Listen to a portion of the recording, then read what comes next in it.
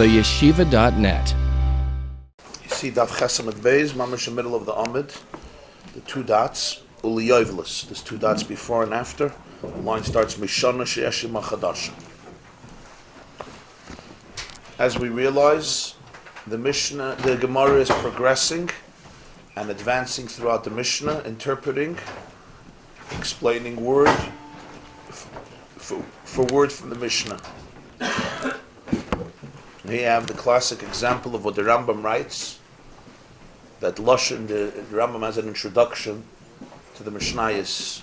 He wrote a commentary on Mishnayos, and he wrote a very long introduction to Mishnayos, which really is obligatory learning in every, probably in every high school, every masifta, every yeshiva, because he gives the whole structure of how Torah Shabbal Peh works. It's a fascinating piece of work, just to understand the whole history, the evolution, the klolim, the principle, how it works. So the Rambam there has a famous lashon. The lashon HaMishnah is lashon kotzer v'koilel l'yonim rabim. Extremely brief, and everything is compressed in very short words. Similar to what we know about Chumash, that everything is compressed in one pasuk. So on a different level, of course more elaborate in Torah Shabbal Peh, you have this with Mishnayos. So here you have probably a classic example for this. You say Rosh Hashanah l'malachim, Be'echad B'Nissen, so the Gemara has a few pages. L'Regalim is weiter a few pages. Then you go Be'echad Be'elul, Be'echad B'Tishrei. And now word for word, literally the Gemara is deciphering word for word from the Mishnah. So the structure of the Mishnah was that on the first day of Nisan is Rosh Hashanah for kings, and Pesach for Yamim Tovim. The first day of Elul is Rosh Hashanah for Ma'aseh Behema, but only according to one opinion, which we know now is Reb Meir, where Reb Elazar and Reb Shimon disagree, and they say, no, that's all the first day of Tishrei. On the first day of Tishrei, everybody holds you have a Rosh Hashanah for years, which the Gemara gave three different interpretations for it. Either years, again, documents for non-Jewish kings, or years, the second interpretation has to do with astronomy, when we begin our cheshbonis of the sun and the moon, which is a whole different interpretation. Or the third and final interpretation is actually the Rosh Hashanah that we're very familiar with, and we talk about, that is the beginning of a year in terms that this is the year. This is the year. It's the day when everything is decided for the whole year. So it's actually a very serious Rosh Hashanah. It's like literally the head, in the sense that everything that happens in the body is first happening in the head. It starts in the brain, and it comes from the brain, which has the central nervous system. There's nothing that occurs in the body. There's not a movement with your finger that is not first processed, commanded, instructed, and therefore experienced by the brain. And that's what Rosh Hashanah is. Rosh Hashanah is, that's the day when it is decided, and it's the source of everything that happens throughout the entire year. As he says, the day of judgment, Kichoykli Yisrael Hu Mishpat L'Lakei Yaakov, Mereishis Hashana Va'ad Acheres Shana. After that, we said it's Rosh Hashanah for Shmita. That the Gemara didn't have a problem with interpretation, because we all know what Shmita is. The problem is the source. How do you know it's Echad B'Tishrei? So the Gemara discussed the source. It's a Gzeir Shava from Bashana Hashviyas to Reishis Hashana. We now go to the next word, which is Liyovelis, and then there's still going to be after that another two, Netiya and Yerakas. Netiya is going to be Arla, and Yerakas is going to be vegetables. That's also going to happen on the first day of Tishrei. But now we're holding by the word Yovelis. It's Rosh Hashanah for Yovel. Now this is going to need explanation. What it means that the first day of Tishrei is Rosh Hashanah Liyovelis. Zog the Gemara, Yovel is be'echad b'Tishreihu. Yovel is not on the first day of Tishrei. Yovel is ba'asara b'Tishreihu. Yovel happens on the 10th day of Tishrei. Now here there's going to be a detailed analysis of psukim. So it's very important to see the psukim, because without it, it's very, very difficult to understand the Gemara. The Gemara is now going to analyze, as it often does in Masechta Rosh Hashanah, how to learn a pasuk, and explain all the details and the nuances that seem completely unnecessary or superfluous or excessive. The source of Yovel is Parshas Bahar. Everybody knows Parshas Bahar begins with the halachas of Shemitah, which is the 7th year, the sabbatical year, and then goes off to Yovel. But when you look at the psukim, I'm going to read the few psukim here that the Gemara is going to keep on going back and forth. If you have the Gemaras that have psukim on the side, what they call Torah Ohr Hashalom, A lot of new Gemaras have nice psukim, so they have most of the psukim. They only quote the psukim that the Gemara quotes, not the pasuk before, the pasuk after. So that's why sometimes you have to open a good old chumash to understand the Gemara. It says in Parshas Bahar as follows: Hashem speaks to Moshe Bar Sinai, and he tells him the famous pasuk, Sheishan kisavoyu ala aretz. You come to the land, you have to have shmita. 6 years you plant your field. 6 years you prune your vineyard. Bashana hashviyis, Shabbos Shabbos and Yiyah la'aretz. There's no planting, there's no pruning, there's no harvesting for yourself. It's hefker. Your fields, your orchards are ownerless. Everybody can eat it. You can eat it. Your servants can eat it. Animals could come and eat it. Jews can come and eat it. Non-Jews can come and eat it. The rich and the poor. It's an open field. Granted. Those are the first 7 psukim of Parshas Bahar. The next pasuk reads, I'm going to read, V'safarta lecha sheva shapses shanim. Now you should count for yourself sheva shapses shanim, which means 7 shmitas. Sheva shanim, sheva pa'amim. 7 years, 7 times. Which of course makes, the pasuk says, Teisha v'arbayim shana, 49 years. 7 times 7 is 49. You have shmita. Count for yourself 7 shmitas, meaning 49 years. Granted. What happens next? Pasuk tes. Va'avarta shofar trua b'chodesh hashvi ba'asar l'chodesh. Now you should blow shofar on the 7th month, on the 10th day. B'yom ha'kippurim taviru shofar b'chol artzach, which happens to be Yom Kippur, the 10th day of the 7th month. We know the 7th month is Tishrei, although the pasuk will never say it's Tishrei, because as we learned, the names of the months come from Babylonia when the Jews come back from there. But we know in Chumash it's the 7th month. On Yom Kippur, you should blow shofar b'chol artzach, in your entire land, in your entire country. When is this? Which Yom Kippur? Which Yom Kippur? When you're learning, which Yom Kippur is this? You told me to count 49 years. And then on the 7th month, in the 10th day, you should blow shofar. That's after I counted 49 years, right? Because you said count 49 years. So it can't be Yom Kippur of year 49, because I didn't count 49 years. So obviously, which Yom Kippur is this? Yom Kippur after year 49. Right? That's mamash literal reading, because if not, it wouldn't make sense. Now comes Pasuk Yud. V'kidashtem es shnasa chamishim shana. Sanctify the 50th year. V'kidashtem es shnasa chamishim shana. Sanctify the 50th year. Ukrasem droi ba'aretz achol yeshva. This should be a time of freedom for all citizens. Yovel he. This is Yovel. What happens?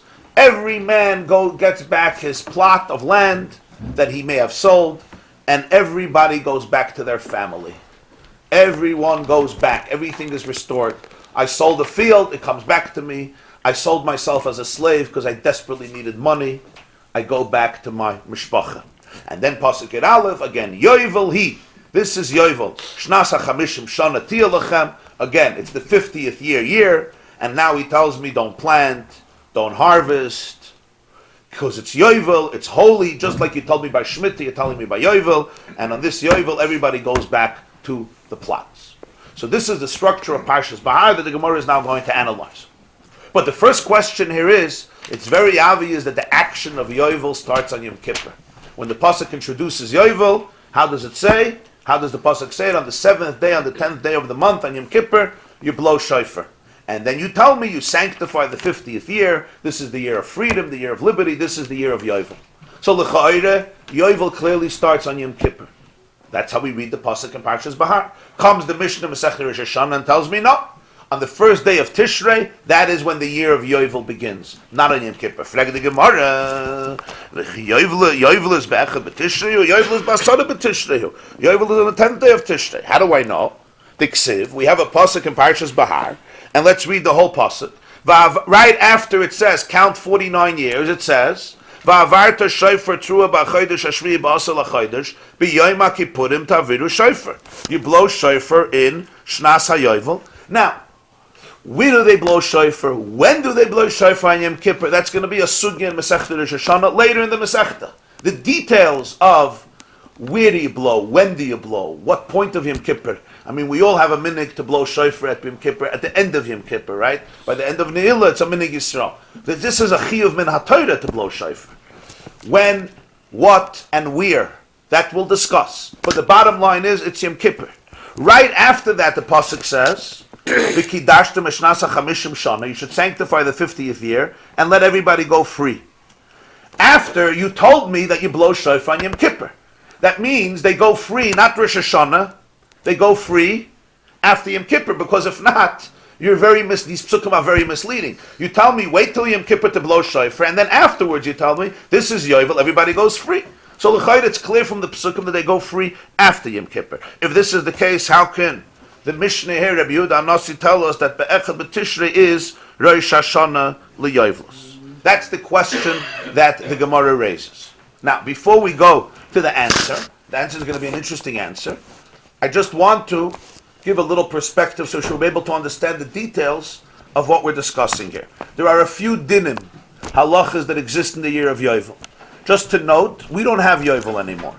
Not only don't we have Yovel, Yovel already was obliterated very early in Jewish history. Unlike Shemitah, which still exists. Okay, there's a machlokas if it's min haTorah, if Shemitah is min Rabbanon. That's a famous argument. According to most, the chiyuvim of Shemitah may be min Rabbanon, according to many poskim. Yovel, on the other hand, has a special condition. And that is, the pasuk says that to observe Yovel you need Kol Yoshveha Aleha. Ukrasim Drei Ba'aretz L'Chol Yoshveha. You need all the citizens of Eretz Yisrael living there. Now, all doesn't mean all, because what if a Jew had to travel for a few days to Iran? So then the whole Klal Yisrael lost Yovel. So as usual in halacha, we follow the majority. The moment the 10 Shvatim were exiled from Eretz Yisrael by the Assyrian king, known as the Aseres HaShvatim, which happened 150 years before the destruction of the first Beis HaMikdash by Nebuchadnezzar Melech Bavel, who exiled the other two tribes, Yehuda and Binyamin, from Yerushalayim. But the moment the 10 Shvatim were exiled, so the halachas of Yovel could not be practiced anymore, because he didn't have the conditions that are necessary in halacha for Yovel. But Yovel was a very interesting situation. There was no sale in Eretz Yisrael, usually for more than 49 years. And even if the sale happened a year before Yovel, Yovel canceled it. Everything went back. There was no such a thing as a Jewish slave for more than Yovel. Everybody went free in Yovel. Yovel, everything went back. What do they say? Alternate control, delete, or restart. Reset, everything restart. Basically like a lease. Huh? Yeah. Every sale was basically, it says, Leisimachir ha'aretz litzmisus. You can't sell the land for eternity. It just doesn't work. Afkata de Malka. Melech Ashur got rid of it, or Yovel? He didn't get rid of Yovel. He got rid of the Jews. It's Melech Ashur, yeah. Okay. He got rid of the Jews. It wasn't Nebuchadnezzar. No. Nebuchadnezzar is the Babylonian king, Yeah, it was later. who comes in later. So we needed the 10 tribes, basically. We needed the 10 tribes, and So- we still don't have them. Yeah, you still don't have them. So the halachas of Yovel, because the halachas of Yovel are based on Klal Yisrael being in their land, like organic. It's basically the Jews living organically, holistically. Everybody has their plot that they got from Yeshua ben Nun, from the early generations, and you're continuing that. It's like that complete wholesome state of the Jewish people in their natural habitat. So what happened now to the first year? It should have been Yovel. It's been counted as the first year for the next Shemitah. So that we're going to discuss. There's a big machlokes, we're going to discuss that. What are the main halachas of Yovel? Number one, all Jewish slaves go free, no matter why the person is a slave. He could be sold himself, and could be he wants to stay. Yovel, he goes free. Now really, you go free after 6 years. There's no sale of slavery more than 6 years. Furthermore, when you have a Jewish slave, as the Gemara says in Kiddushin, and you have only one pillow in the house, he gets the pillow. And there's only one piece of sushi for dinner, he gets the sushi, you eat the potatoes. And there's only one blanket, he gets the blanket. As the Gemara sums it up, Kol hakoyna eved ivri kekoyna adan la'atzmai, which in simple English today means when you hire a Jewish employee, don't think he's an employee. You're hiring a boss, you're hiring a master who's... Don't think you're hiring an Eved Ivri, you're hiring an Adam.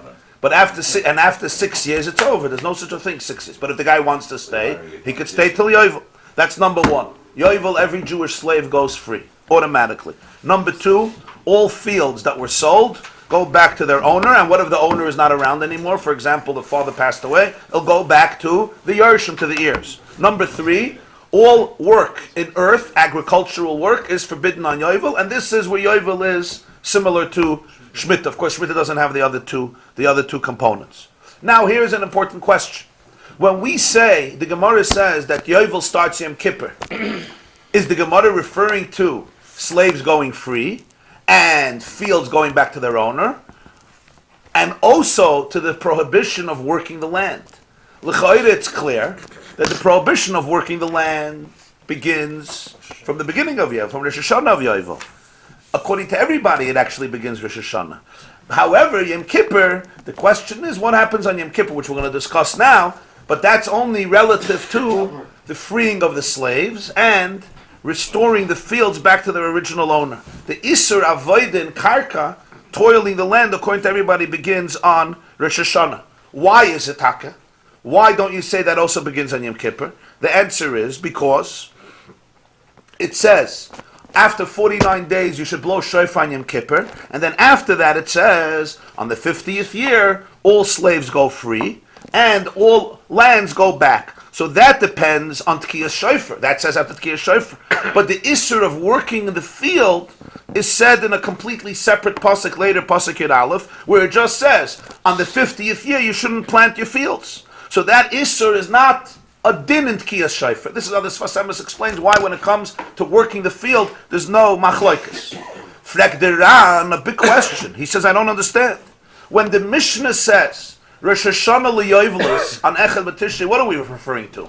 Are we referring to, the Ran's question, are we referring to liberating the slaves and getting back the fields, or are we referring to the Isser of working the land? When it says, it's Rosh Hashanah liyovelis. Zog the Ran, whenever you say Rosh Hashanah, remember our klal. You don't say Erev Pesach is Rosh Hashanah for B'dikas Chametz.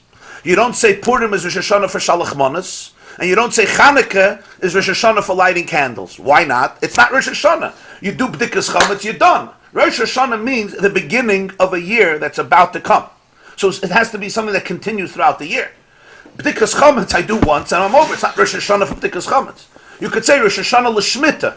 A whole year I'm not allowed to work the land. When does that begin? Be'echad b'tishrei.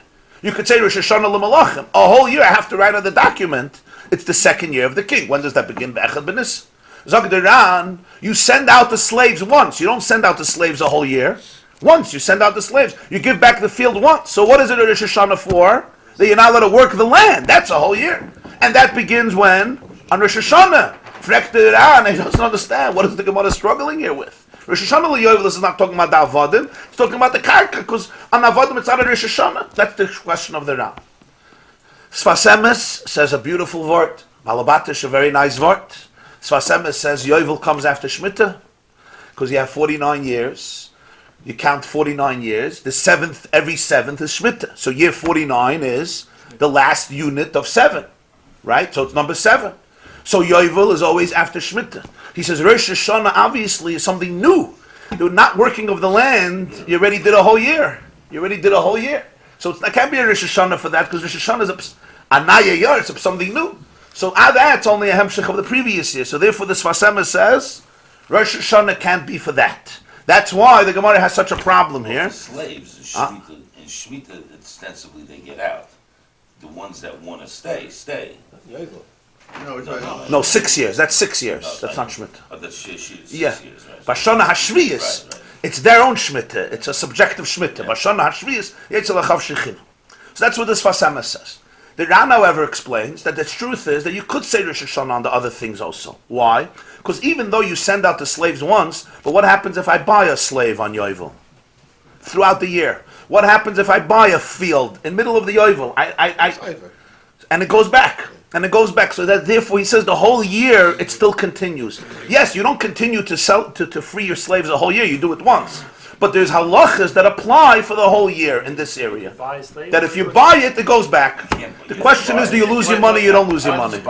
No, because the machlokes, if you lose your money, you don't lose your money. Right away. So it's a mekachtos. What do you say? The contract is right. No. He says that's the din. That's the Rosh Hashanah. That an eved and a sada, it's not a sale. That it's not a sale. I should just say, and there's one more shitta, it's a famous shitta of Shmuel, who actually holds that that it's a sale and it goes back and the guy loses his money. So it's actually much worse. It's a sale and it goes back, it doesn't work, and he loses his money.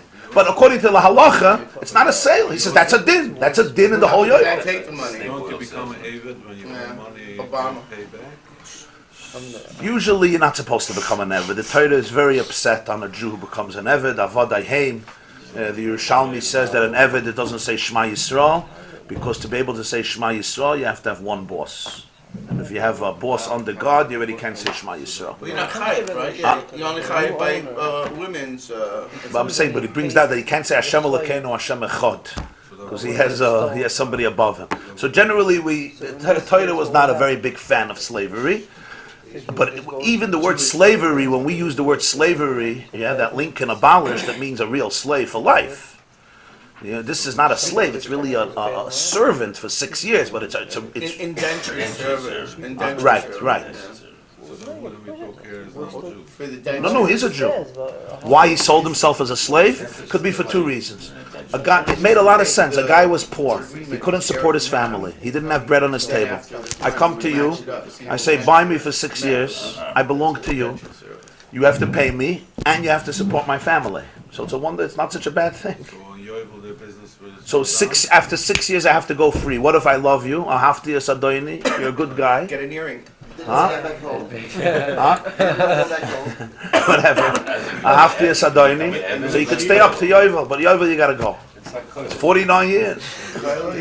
He calls it Kyle. For another 6 years? In which year? Hopefully, Kyle, they learn a little bit, yeah? The question on the 12th still even the same, you're doing the same thing, but it's for two different reasons. You're right. He just says the word Rosh Hashanah is... Called Rosh Hashanah.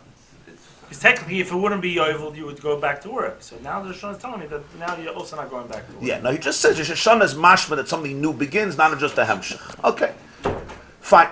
So B'meila, we're back to the question, if it's Rosh Hashanah l'Yovel is for Shiluach Avodim, this happens on Yom Kippur. And for the Gemarah Hamani, Rabbi Yishmael, B'nai Shel Rabbi Yochanan ben Beroka.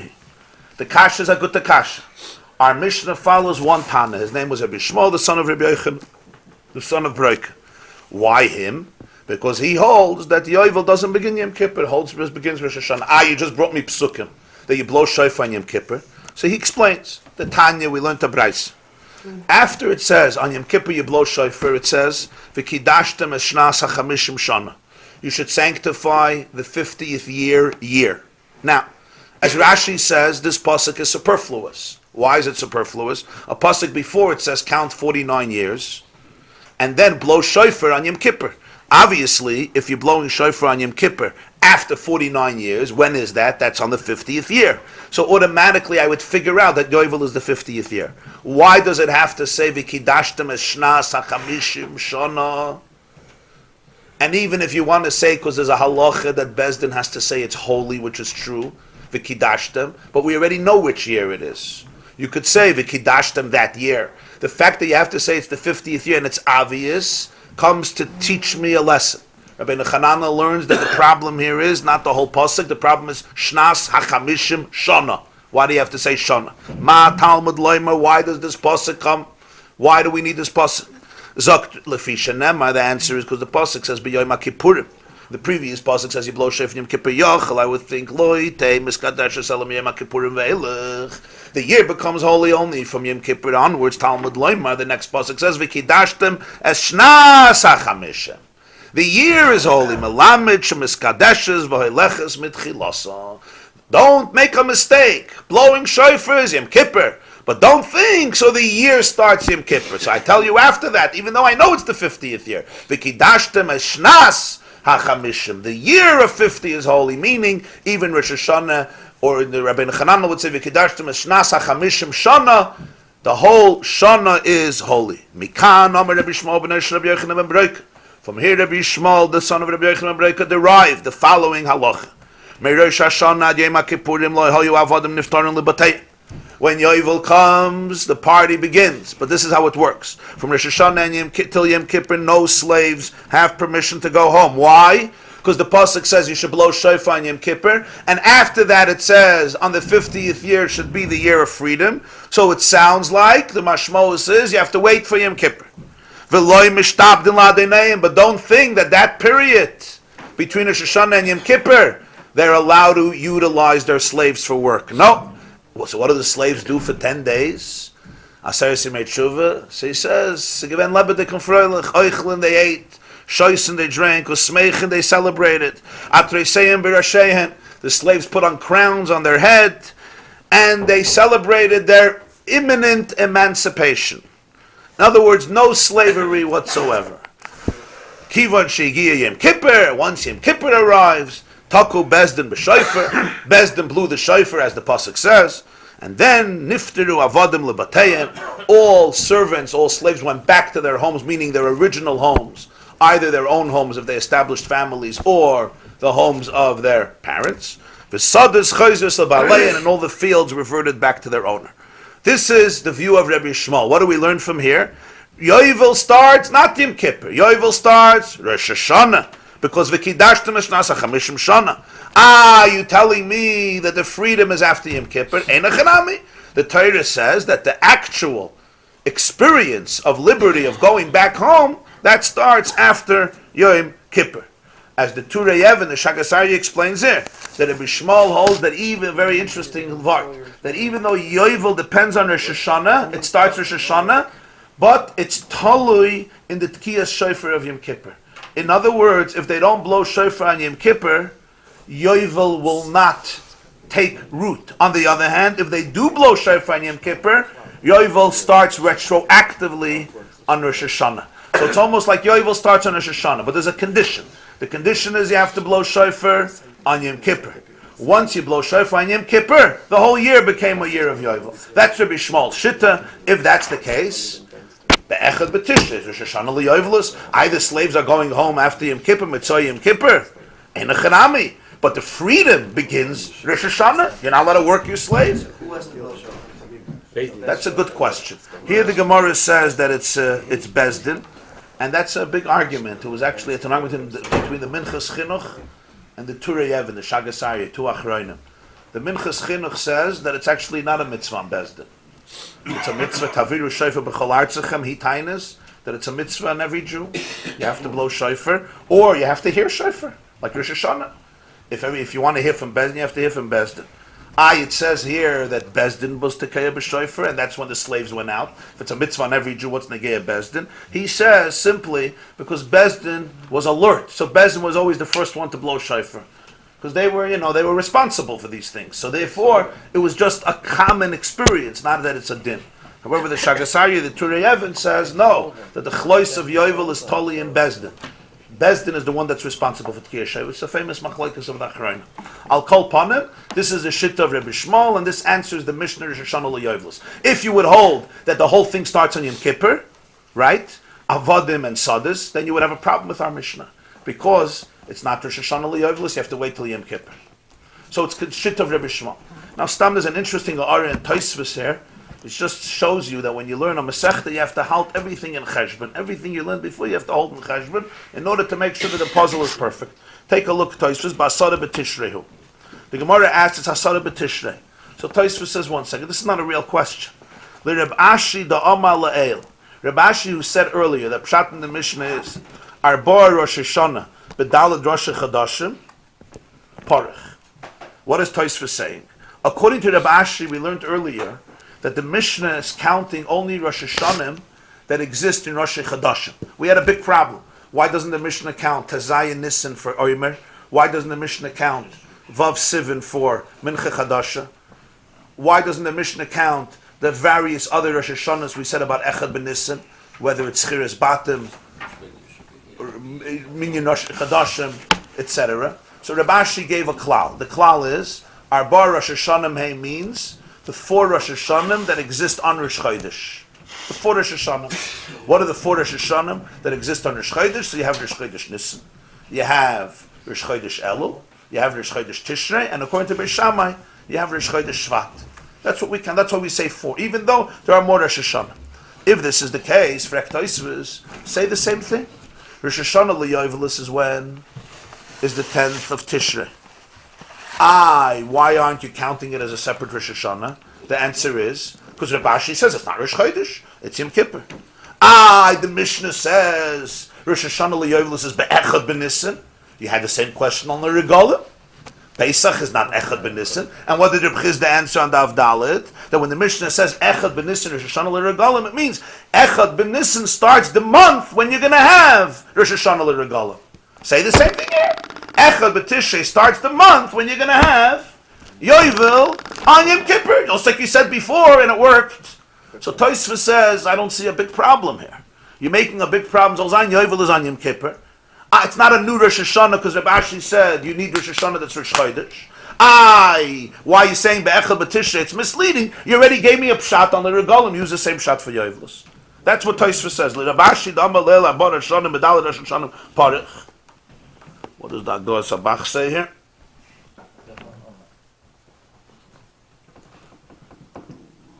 Parich. Daha Amar Reb Chizda La'el. You could have given the same exact answer like before. So the Rashba brings this question, and the Rashba says, Tosfos is right, but the reason the Gemara doesn't answer this question is because the Gemara believes that you have a very geschmacka answer, that the Mishnah follows the shit of Rabbi Shmuel ben Rabbi Yochanan ben Breika, and many held like this shit, including possibly the Amoraim who were writing this Gemara, and therefore it's much better when you could say literally it's Take Be'echad B'Tishrei, and you don't need a pshat because you can follow the Mishnah of Rabbi Yochanan ben Breika. The Turei Even says very nicely that you can't say this pshat in Tosfos. Why? Because it's a very good chap. The next line is Rosh Hashanah L'Yovelus U'Lenitiyah U'Liyirakus. Nitiyah and Yirakus starts Echad B'Tishrei. If Pshat is Rosh Hashanah L'Yovelus is really Tesvav, it's just now starts the month when we're going to have it. You should have done it after Nitiyah and Yirakus. That doesn't make sense logically to first tell me something that's going to start in 15 days and then tell me something that's going to start today. 10 days. That not. So he says here you can't say like before. Before you said Rosh Hashanah L'Malachim V'L'Regalim. Malachim is Rosh Chodesh. Regalim is 2 weeks later. That's fine. I'm good. But here, it says Yovel is before Nitiyah Yirach. He says that's why Tosfos' Shaila can't be, the Tosfos' answer can't be applied, and that's why the Gemara needs a new answer. So therefore, we explain that it follows the shit of Rabbi Shmuel. Zog the Gemara weiter, v'Rabbanon. What about the Rabbanon das heißt? Those who argue with Rabbi Shmuel and they say Yovel starts on Yom Kippur, what do they do with this whole extra pasuk, the Kidashtem Eshnasa Chamishim Shana, that you used to explain that Yovel applies to the whole year? And for the Gemara, they have a limud, and the limud is a very interesting limud. Shana mata mekadosh v'yata mekadosh chadashim. The Kidashtem Eshnasa Chamishim Shana, there's only an obligation to sanctify years, never months. Meaning, we have a big machlokes later in Masechta Rosh Hashanah. What is the status? What is the law when it comes to every Rosh Chodesh? The witnesses come, say, on day 30, and they say, we saw the moon last night, right? So la halacha, we paskin, that Rosh Bezdin says Mekudesh, and the whole nation, whoever is there by the Beis HaMikdash, everybody screams Mekudesh, Mekudesh, and that makes it Rosh Chodesh. That was one shitta, but that is the shitta of Rebbe Elazar Reb Tzadok. That's, I think, the halacha in Rambam. What about if they come a day late, or they don't come, and you have to make Rosh Chodesh day 31, then actually you don't have to say anything. You don't have to be at Mekadesh. It like becomes Mekudesh on its own. The shitta of the Mishnah is that you always have to say Mekudesh. The shitta of Rebbe Elazar Reb Tzadok is you only have to say Mekudesh if it's day 30, not if it's day 31. But there's a third shitta, and that's the shitta of Rebbe Elazar, the son of Reb Shimon, who says you never Mekadesh Chadashim. There's no mitzvah to be Mekadesh Chadashim. That's not part of the process. You don't have to say it's holy. So he says these people who argue with Rabbi Shmuel, they are that shitta, and therefore they touch v'kidashtem eshnasa chamishim shana. Kedusha is only for years, not for months. What happens in a month? No, you need 8. Yeah, but you don't need the process of saying it's holy. You don't need that process. That's going to be a sugya later on Daf Chav Daled, a big machlokes. It's not the halacha. The halacha we say mekudesh. According to them, it's not Rosh Hashanah L'Yovelus. According to the Rabbanon, it's Yom Kippur. It's Rosh Hashanah L'Yovelus. You're right. When he finishes Yom Kippur, Rabbi? Oh, when Yovel finishes, that's going to be the next piece. The next piece. When does Yovel finish? Right. When does the pasuk finish? That's going to be the next piece. Very good question. When does Yovel finish? Yeah, it's a Shnas Chamishim, right? But it's a good order. Let's see Mamish now. Right now. Tanya Idach, we learned another Braisa. The Pasuk says, we go now to the next Pasuk, remember. One Pasuk says 49 years, you count. Pasuk Tes in Parshas Bahar, Perek Chafei, Pasuk Tes says, Yom Kippur blow shofar. Pasuk Yud says, V'kedashtem Shnas HaChamishim Shana, and let everybody go free and send the fields out. Pasuk Yud Aleph repeats, Yovel Hi, Shnas HaChamishim Shana Tiyah Lechem. Sagt the Gemarah, Yovel Hi, Shnas HaChamishim Shana Tiyah Lechem, Ma Talmud Loima, you just said in Pasuk Yud, you said, V'kedashtem Shnas HaChamishim Shana, Krastem Dveri Baritz L'chol Yeshveh, Yovel Hi Tiyah Lechem. The answer is, since it says you should sanctify the 50th year. And Rabbi Shmuel learned from this that what? Yovel starts on Rosh Hashanah, and Bezdin has to say it's holy, Rosh Hashanah, before Yom Kippur. Yochel, I would think,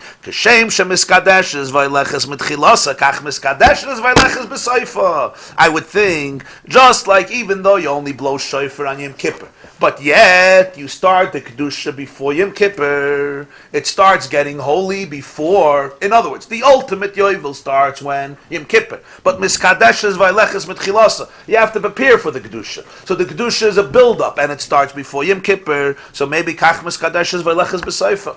Maybe after the year is over, Yom Kippur, till Yom Kippur of the next year, after Yovel, the Kedusha continues.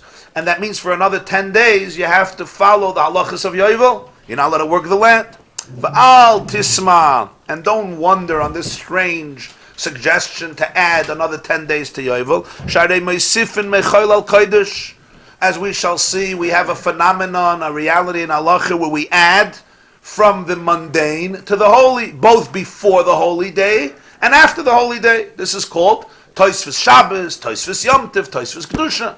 You welcome the holy day earlier and you continue it after. This is called Ma'asif and Mechel HaKodesh. Maybe by Yovel we do exactly the same thing. Just like you say you don't start on Yom Kippur. You start earlier, so maybe you also have to end later. You have to end at the end of the year. And perhaps l'chayda you can add that Yovel begins Yom Kippur, so it ends Yom Kippur. It ends Yom Kippur. You say it starts Rosh Hashanah. Rosh Hashanah it starts Mitzvah Tosfos, as a Tosfos, because Ma'asif Mechel HaKodesh, but really it starts Yom Kippur. It says Shnas HaChamishim. Perhaps it says Shana, that you need a full year. This is the question. Talmud Loimar, therefore, the Pasuk says, Yovel Hi Shnas HaChamishim. Even though it already said in Pasuk Yud, Shnas HaChamishim Shana is Yovel Hi. Have a new Pasuk, next Pasuk Yud Aleph, Yovel Hi Shnas HaChamishim. Meaning, Shnas HaChamishim Ata Mekadesh, V'yata Mekadesh Shnas HaChamishim B'achas. This is Yovel, nothing else is Yovel. Year 50 is holy, year 51 is not going to be holy, and therefore, according to Rabbi Shmuel, who says you have to begin Rosh Hashanah, you need a special pasuk to say Yovel Hi, another pasuk Yud Aleph, to tell you that it does not continue to year 51. Frag the Gemarah V'Rabbana. This is only an explanation for the Shitta of Rabbi Shmuel. What about the rabbis who don't hold that it starts Rosh Hashanah? They hold that Yovel starts only on Yom Kippur.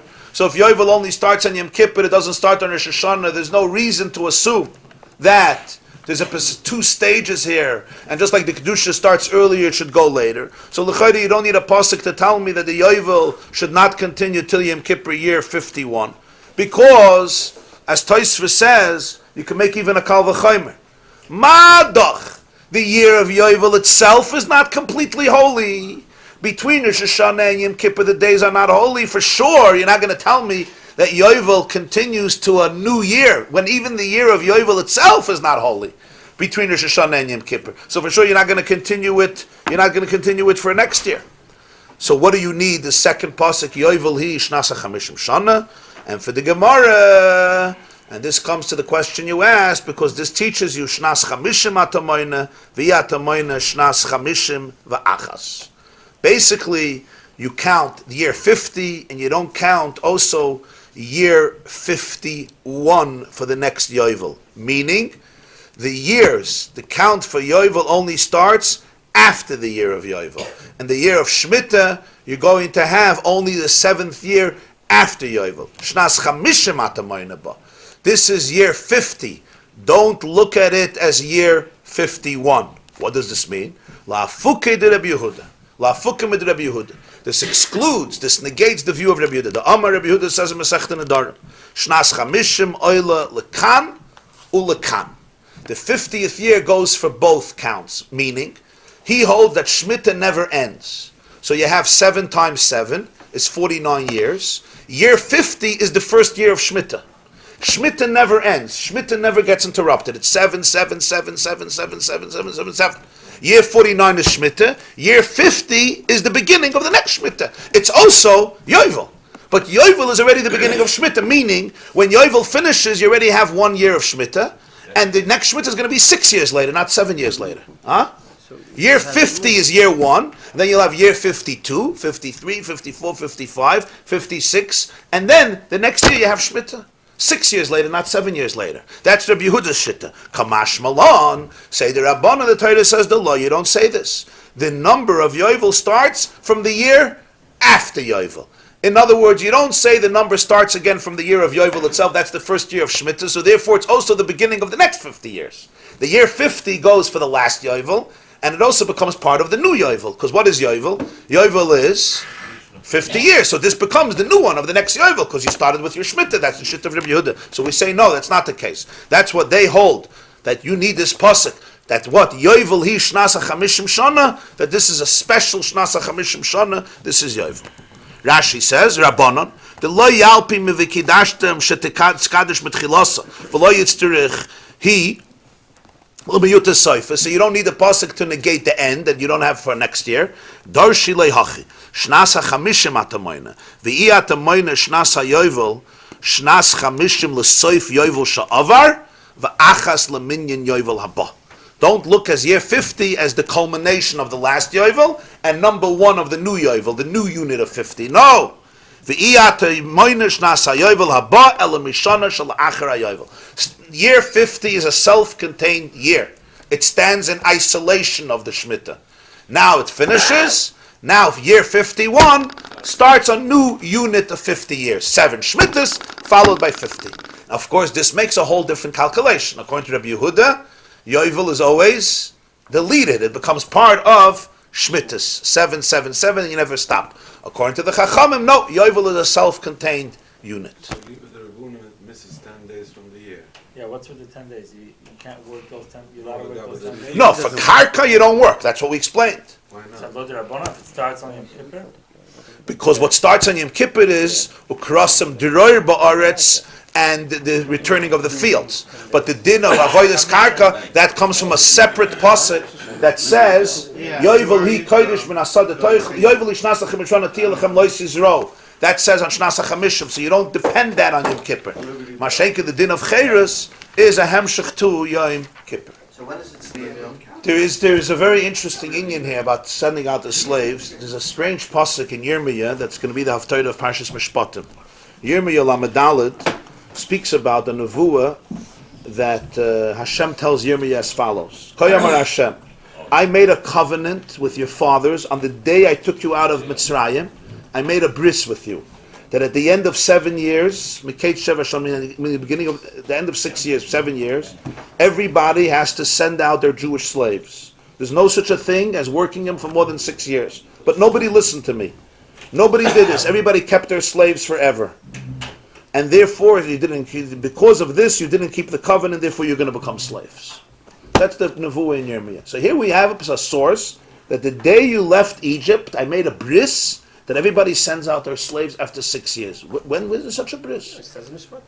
Parshas Mishpatim, that's after Matan Torah. That's from the halachas on Har Sinai. It's not b'yom etzi yosem eretz Mitzrayim. So there's a Yerushalmi, a Talmud Yerushalmi, who says that it's a pasuk in Parshas Ve'era. It's a very strange pasuk. If you remember last week's parsha, it says that Hashem sends Moshe. So it says Ve'era Vav Yud Gimel. Vaydaber Hashem el Moshe ve'el Aaron. Vayitzavim el Bnei Yisrael ve'el Parei Melech Mitzrayim lo hoitzias Bnei Yisrael meretz Mitzrayim. Hashem commanded Moshe to the Jewish people and to Parei to send the Jewish people out of Mitzrayim. I understand he sent them to Parei. What's Vayitzavim el Bnei Yisrael? So the Yerushalmi says this was Vayitzavim el Bnei Yisrael. When he was going to Parei to tell them let the Jewish people go, he also went to the Jewish people and he said, let your people go. Let your slaves go. Before he went to Parei. This is what the Yerushalmi says. That's Pshat in Yirmiyah, when I took you out of Egypt, I sent Moshe to go to Panay. I made a Christmas bris by Tzavim al Bnei Yisrael. They called Avodim. So the Mefarshim wonder, where do you have here Shiluach Avodim in the pasuk? Where does the Yerushalmi come up with such a chiddush? So the Rekachava says it's clearly in the pasuk. It says Vayitzavim al Bnei Yisrael Vel Parei Melech Mitzrayim Lohoitzi is Bnei Yisrael Eretz Mitzrayim. Eretz Mitzrayim was a base Avodim. So he says he sent them to the Jewish people, and he sent them to Parei to let the Jews go free. For Parei it meant to let them go free from Egypt, and for the Jewish people it meant also to let the Jewish people go out from whatever their base Avodim is. So that's why there was a Christmas bris that you have to send out Avodim after 6 years. You have to send them out on Yovel. The shaila is, it seems like a little bit of a cynical joke. The Jews are being oppressed. So you come to Parei, you say let them go. You come to the Jews and you say, by the way, one day you're going to have slaves. They're crushed. They're broken. One day you're going to have a slave and you're going to have to let them go out. It's very strange that this is the time. Mela when they're free. But now who has Avodim here? They are the Avodim. They are the Avodim. I mean, they had. You should remember how it feels. You should remember how it feels. You tell an employee, when you're going to be a boss. So the Kenyan Kasper. No, but then the flip side of that is So the Meshech Chachma says, the Meshech Chachma writes, the Ersameach writes that there were some very wealthy Jews in Egypt, and he says there were Jews who made a yad achas, what we would call in our generation the kapos. Shevat Levi didn't Huh? work. It didn't work, but They they had slaves. Why wouldn't they have money? And Moshe was telling them to say. Or another pshat is that before you could become free, you have to be able to let other people become free. In other words, somebody who is free allows other people to be free. Martin Luther King. Huh? It's okay. So this is the condition. Moshe said, I'm going to Parei. I'm going to set you free. But remember, free people allow other people to be free. Enslaved people need to enslave everybody else as well.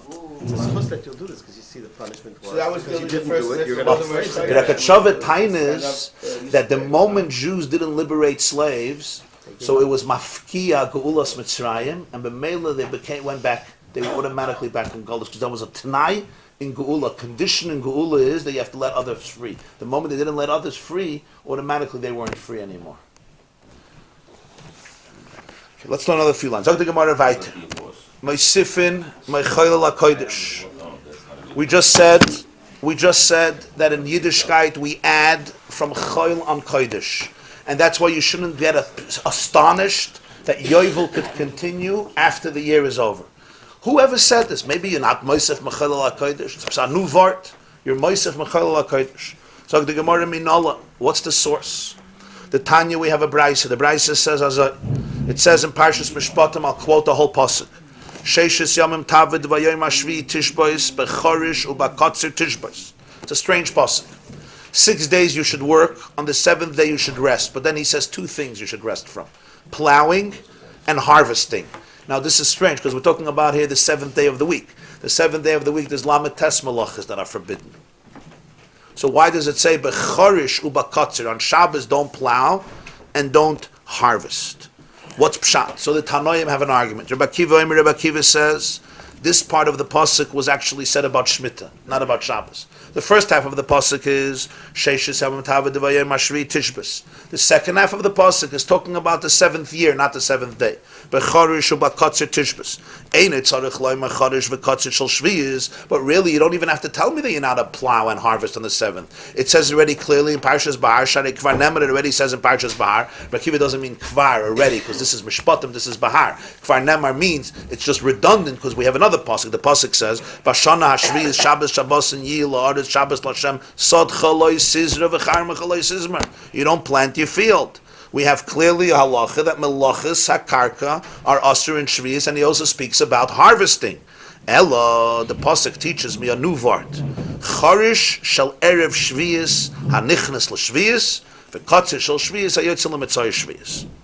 Planting a field of trees erev shviyos, meaning in the 6th year, but it's going to help the fruits that are growing on shviyos. In other words, there was a plowing that had to be done before Shemitah began. This is what the Torah is prohibiting. And the same is true, harvesting Shviyos when it goes out L'Mitzay Shviyos, meaning you already had grain that grew on Shemitah. a third of the grain grew, and therefore you can harvest it. But you never harvested at the end of Shemitah. And now you want to harvest it after Shemitah. So Rabbi Akiva teaches you. But Chorish or Bakatzir Tishbois is telling you a new gather. That there are things you're not allowed to do before Shemitah as a preparation for Shemitah. And there's things you're not allowed to do after Shemitah, even though technically it's after Shemitah, because it's still connected to Shemitah. Here we have a concept of Toisvus Kedusha. That the Pasuk clearly tells us, according to Rabbi Akiva, that there's an addition before and there's an addition after. From here you learn the concept that there's an addition before and an addition after. Rabbi Shmuel says, no. The end of the Pasuk is also talking about Shabbos. On Shabbos it's not only plowing and harvesting, and for Rabbi Shmuel to teach you mecharish rishus, just like we're talking about plowing that is voluntary. What type of plowing you're talking about? It's not a mitzvah to plow a field. It's a voluntary thing. You want to have a field. So that you're not allowed to do on Shabbos. Af kotzir rishus. We're talking about harvesting that is voluntary. L'may nafkamina. Yotza kotzir ha'omer shehu mitzvah. We exclude the prohibition of harvesting the barley on Tez Zayin Nissen for the carbon omer, because if Tez Zayin Nissen is on Shabbos, you're allowed to go and harvest your barley grains on Shabbos. So it says, Becharish uba katzir tishbois. What type of katzir is asur on Shabbos? A katzir that's just like plowing, meaning it's a voluntary katzir. But that one harvesting, which was a mitzvah, which harvesting? The harvesting of the barley, of the carbon omer. Why do you have to do it on Shabbos? Because it may come out on the second day of Pesach, maybe Shabbos. If Pesach starts Friday, Tezayin Nissen is Shabbos, and you have to harvest it on Shabbos, that is Doicha Shabbos. That's what the Bishmal holds, because you have to bring the omer from the barley that was harvested that day, and therefore it's Doicha Shabbos according to the Bishmal. Zog the Gemarah of the Bishmal, my sifin mechol al kodesh minale. How does the Bishmal know this very principle that you add from chol to kodesh, which we do Yom Kippur, we do Shabbos? Rabbi Akiva has a pasuk. According to Rabbi Shmuel, what's the source? Nafkale medetanya. He learns it from a very interesting brayso speaking about Yom Kippur. The pasuk says in Parshas Acharei Mos, let's quote the whole pasuk. Listen to the pasuk. V'yinisem es nafshei seichem. Pasuk says Shabbos Shabbos and hulachem. Yom Kippur is Shabbos Shabbos. V'yinisem es nafshei seichem. You should afflict your soul. B'tisha lachodesh, on the 9th day of the month. May erev ad erev tishbesu shabbatchem. Yom Kippur goes from night to night. When you read the pasuk literally, it seems like you have to fast on the 9th day. It says v'nisem es nafshei seichem b'tisha b'chodesh la'erev me'erev ad erev tishbesu shabbatchem. So it may sound like, unless you read the tisha for the next part of the pasuk, b'tisha la'chodesh me'erev ad erev, but the pashtus v'nisem es nafshei seichem b'tisha la'chodesh, you have to fast on the 9th day. Talmud loima be'erev. That's why it says b'tisha lachodesh ba'erev, meaning the night after 9. The fasting begins ba'erev, the night after 9. You have to start fasting in the night following day 9. Tes Tishrei at night. I ba'erev. If it would just say ba'erev, yachal mishatechshach. You would think, okay, wait till it gets dark. In other words, the pasuk doesn't have to say the 9th day at night. The pasuk could say you should start your fast the 10th day from the night. He says, no, then you would think, you wait till it's night. Talmud loima betisha. That's why it says the 9th day. They already have to start fasting on the 9th day. Okay, said, how does that work? You can't tell me that it means you fast on the 10th day, but you start the night before, but then you also have to start on the 9th day. The night before is not the 9th day. The answer is, the fasting has to start when it's still day.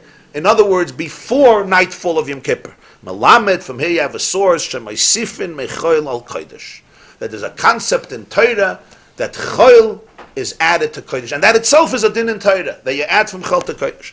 Ein li ela b'knisasei. This I know about the beginning of Shabbat of Yom Kippur. B'yitziyasei minayin. What about when you leave?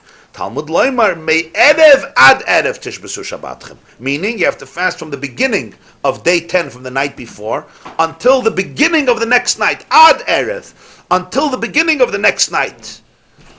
You have to fast. In other words, you add Yom Kippur to Yom Kippur also at the end. So when it says Me'erev ad Erev, it's like Ad Bechlal, not Me'erev, Ad Erev till the night, but Ad Erev including the next night. You have to continue into the night of Yom Kippur. After sunset, in other words. After the nightfall of Yom Kippur, after the nightfall of Mitzvah Yom Kippur. Einli Ela Yom Kippur.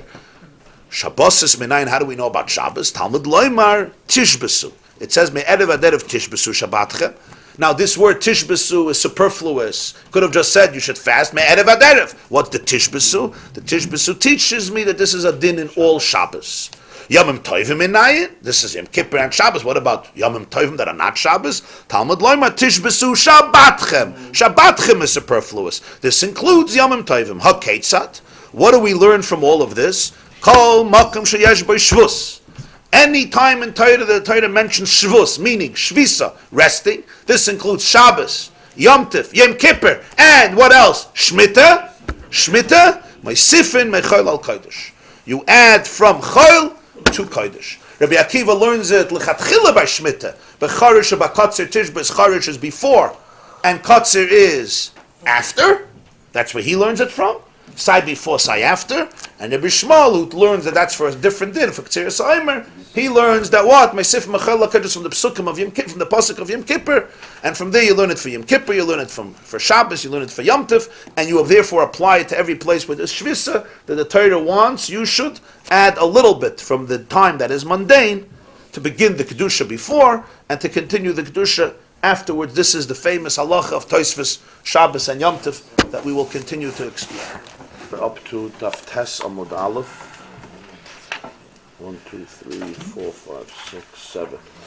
Almost on the bottom, 7 lines from the bottom, by the words Rebbe Akiva. Hi. This line starts Mechoil al Kodesh. By the words after Kodesh is supposed to be put in a period, Rebbe Akiva.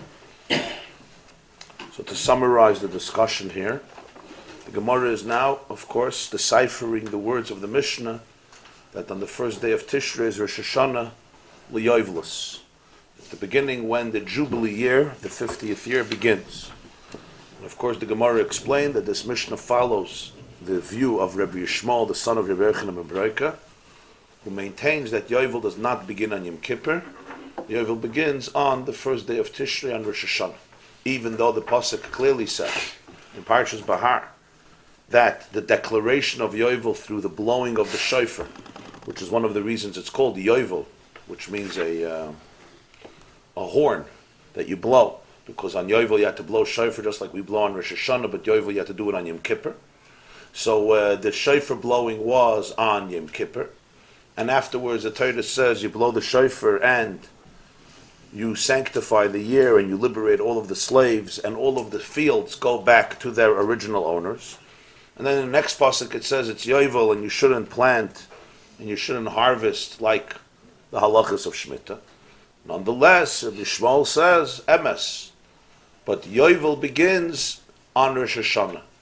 And between Rosh Hashanah and Yom Kippur is somewhat of a limbo state where the slaves are not obliged to do any work for their masters, even though they still spend time in their home, even though they're still at their homes. But they celebrate, they eat, they rejoice from Rosh Hashanah till Yom Kippur, and then after Yom Kippur they are off to their homes. That is his shitta. Yom Kippur they blow shofar, the slaves go home to their original homes, and the fields go back to their masters. Of course, there's another opinion, the opinion of the rabbis who disagree with Rabbi Shmuel, and they believe that Yovel begins precisely on Yom Kippur. So the Gemara analyzes both views and the various psukim, how you explain each of the views. In the middle of that process, the Gemara explained why it says, according to Rabbi Shmuel, you should sanctify the 50th year, which seems like an extra pasuk, as we explained, in order to teach you that what? That you have to make the whole year holy, not only from Yom Kippur, but the whole Yovel is holy, although the rabbis use it to teach you something else, and that is, you sanctify years and you don't sanctify months, because they hold like that single view, which is one unique view by Kiddush HaChodesh, that when it comes to months, you don't have to sanctify the month, which again is not the halacha, but it's one of the views. From here, the Gemara went into a subject that it goes into for a little section, and then goes back to Yovel, which is what we're in the middle. And that is, the Gemara says, why does it have to say, Yovel hi, Shnasa Chamishim Shana Tia Lachem? It already said in a previous pasuk that it's Yovel.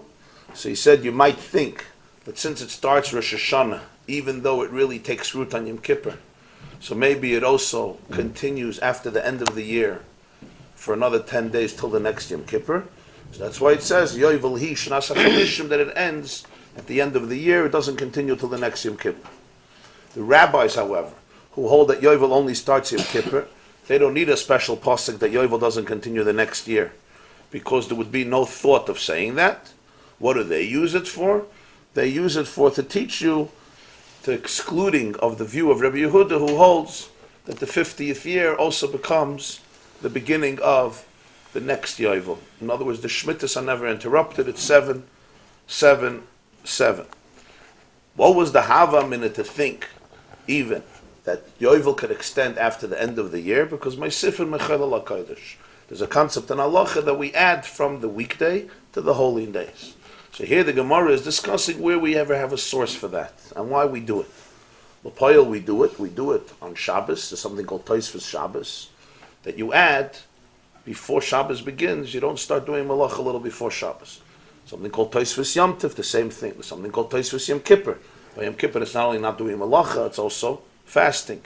Yeah, and there's something called Tosfos Tishmita, which is before and after Shemitah. What's the source of this concept? Why should you even add? When Shabbos comes, Shabbos comes. Now don't confuse this with the concept of Shkia.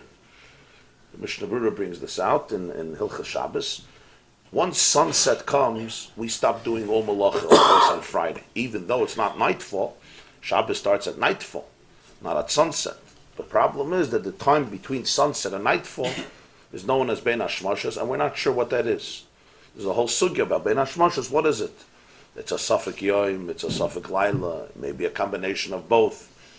But Bein HaShmashos is a time of limbo, and since we don't have our finger on it exactly, so there may be that the moment sunset comes, what we call Shkia, whenever Shkia is, say 5:15 p.m. is Shkia, even though it's not nightfall yet. The stars didn't come out, and it's not dark yet, and it's not the official time of Ma'ariv.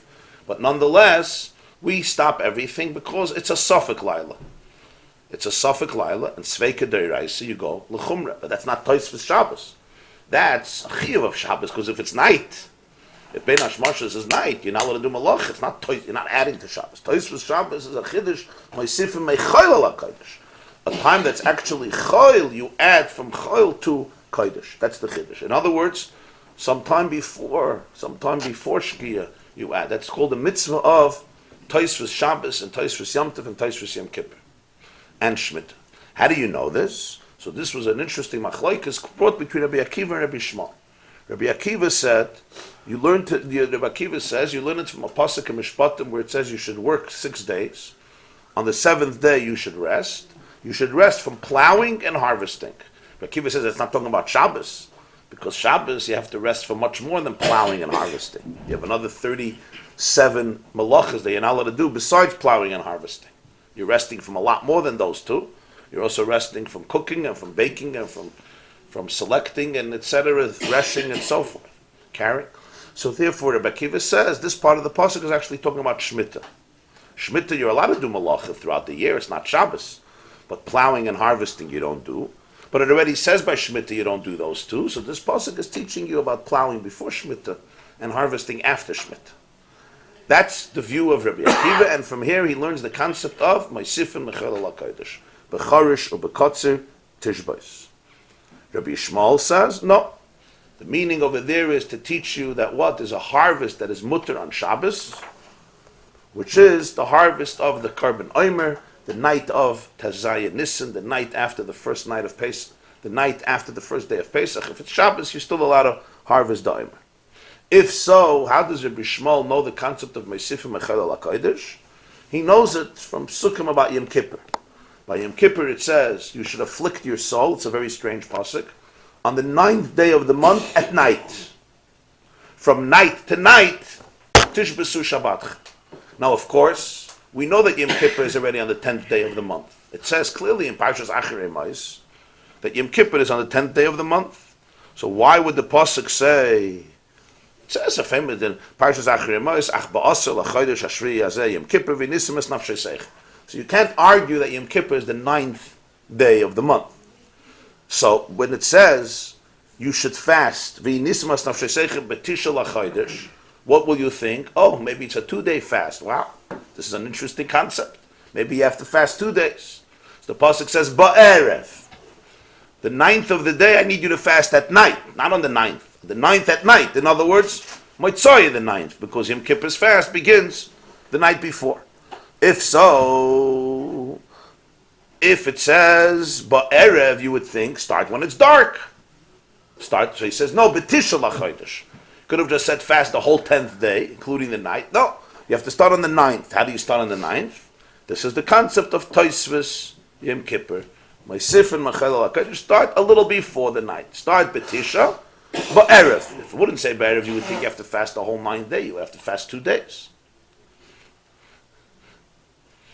It'd be interesting how that would look, huh?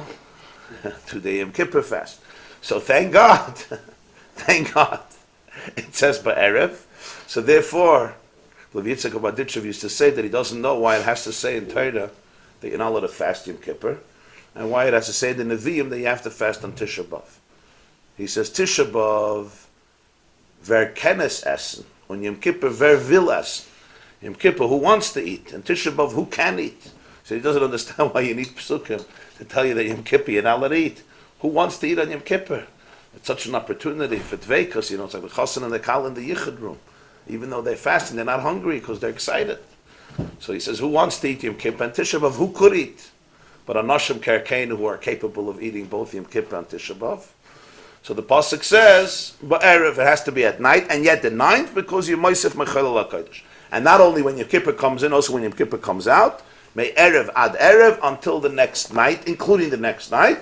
Tishbasu includes Yom Tif, Shabbatchem includes, Tishbasu includes Shabbos, Shabbatchem includes Yom Tif. Whenever there's a concept of Shavisa, there's a concept of Mesifim Mechel HaKodesh. Rabbi Akiva didn't need these psukim because Rabbi Akiva already learned it from Becharish and Bekatzer Tishbas. So the Gemara now continues with Rabbi Akiva, according to Rabbi Akiva, who teaches you that you Mosef Mechel HaKodesh. And how do you learn it out? You learn it out from the psukim, from the pasuk. Becharish or Bekatzer Tishbas, you should rest from plowing and harvesting. Hayvi nisim es Moshe Seichem Betisha Mayavidlai. What does Rabbi Akiva do with this superfluous pasuk? You should afflict your soul on the 9th day of the month. According to Rabbi Shmuel, it's a big pasuk. It teaches you Tosfos Yom Kippur.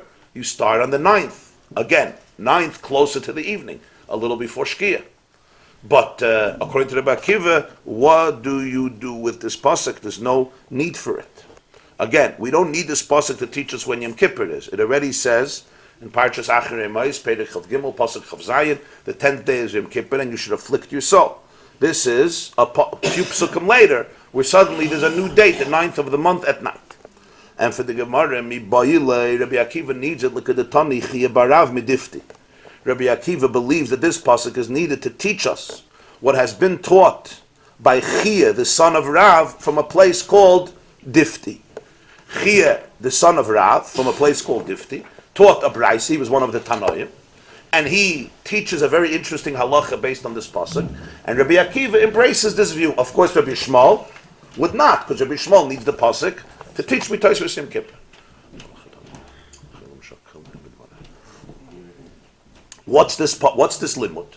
This is a very famous limud that we all grow up with. V'inisim es nafshei seichem b'tisha. You should afflict your soul on the 9th day of the month at night. Do we fast on the 9th day? We fast on the 10th day. How does he know? Again, because a few psukim earlier it said,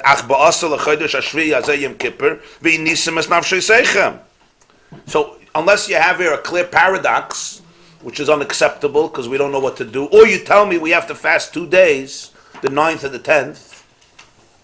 You know, it happened once, right, when the Jews were stuck in Japan by the Second World War. So because Japan is, you have to cross the international date line, there's always a question, when do you celebrate the Yom Tovim? So they sent a telegram to Eretz Yisrael to find out. And there were 2 shittas by the Rabbanim. There was the shitta of Yerushalayim Rabbanim, there was the shitta of the Chazon Ish in Bnei Brak, different fast days for Yom Kippur. So I think it was the Amshin of a Rebbe who fasted 2 days. He fasted 2 days Yom Kippur, they say. Shabbos. Huh? Shabbos every week, you have to know. Yeah. But Shabbos, okay. Yom Kippur is fasting 2 days. So You don't do malacha for 2 They kept days. Shabbos 2 days? They didn't do malacha. That's a different thing. But Yom Kippur, what are you going to do? You're going to eat? So whatever, it was a very interesting thing. So I think they say that he fasted like 2 days then. I'll call upon him. So Ve'idisimas nafshei seichem betisha. What's pshat? V'chi betisha mesanen v'aloi basiri mesanen. Za elaloi malach to teach you an interesting halach. Kala oichel v'shoyse b'chi. Somebody who eats and drinks on the 9th day of Tishrei to prepare himself for the fast. Ma'ila lovat kosov. The Torah, the pasuk considers him ki'ilu hisana shiva sidi, as though he fasted on the 9th day and on the 10th day. That's why it doesn't say you should eat on the 9th day. If you would say you should eat on the 9th day, it would say, okay, eat on the 9th day. It says you should fast on the 9th day. But it doesn't mean you should fast on the 9th day. It says you should fast on the 10th day. And you should fast on the 9th day at night. So why did it say fast on the 9th day? To teach me that what you have to do on the 9th day is you have to eat on the 9th day to prepare for the fast. In other words, in order to be able to fast on day 10, I need to eat on day 9, so I should have the energy and the stamina. So why doesn't the Torah say? The Torah wants to say, oh, prepare for the fast. Does it prepare for the fast? Eat on the fast. Because the Torah wants to say something else. That it's not stam a din of hechsher mitzvah. In order to fast on Yom Kippur, you have to eat on the 9th day. The eating of the 9th day becomes a geder of a tainus. It becomes a mitzvah of a tainus, so to speak. By eating on the 9th day, I'm not just preparing for the 10th day. It has the same gather of Yom Kippur. And not only that, because it's Goyim Yom Kippur. No, it's Goyim the Inu of Yom Kippur. Oh, the Inu of Yom Kippur. The more you eat. The tougher is the fast. The harder it is, you say. Yeah, the harder it is to fast. You stuff yourself before the tinus, you know what happens on the tinus. Right. So let's see Rashi. The last Rashi, Testament Aleph. The Hachi Kamar Kra. V'inisim b'tisha. You should fast on the 9th. So Rashi, Achilas Tisha ani koirei inui. Interesting expression. The eating of the 9th day, I'm calling. I doesn't mean Rashi. I means Torah. Ani Hashem koirei says I call this affliction. What does eating have with affliction? V'kivan da'achilasi inui chashiva. Oh, Zakrashi, if that's pshat, if achila is called inui, so they call the mayfish ba'achil or siyat ve'adif. The more you eat, the more you drink, the more you're fasting. Fakert. The more you fast, the less you're fasting. The more you eat, the more you're fasting, because the achila is called inui. The inui is not called inui, the achila is called inui. So the more you eat, the more you're fasting. The hamida kama be'erev. Since it says ba'erev al karchach le'makbeda inui the tish. What is Rashi saying? Maybe the Torah means to fast 2 days. I don't understand. Why can't it says fast? You don't like that you fast 2 days? Okay. So it's not a comfortable mitzvah. Fasting 1 day is also not a comfortable mitzvah. But it says ba'erev. So you can't tell me you have to fast the 9th day. So then the question is, if it says ba'erev, we know that you don't fast. Maybe it means ba'erev the 9th from when the 9th starts.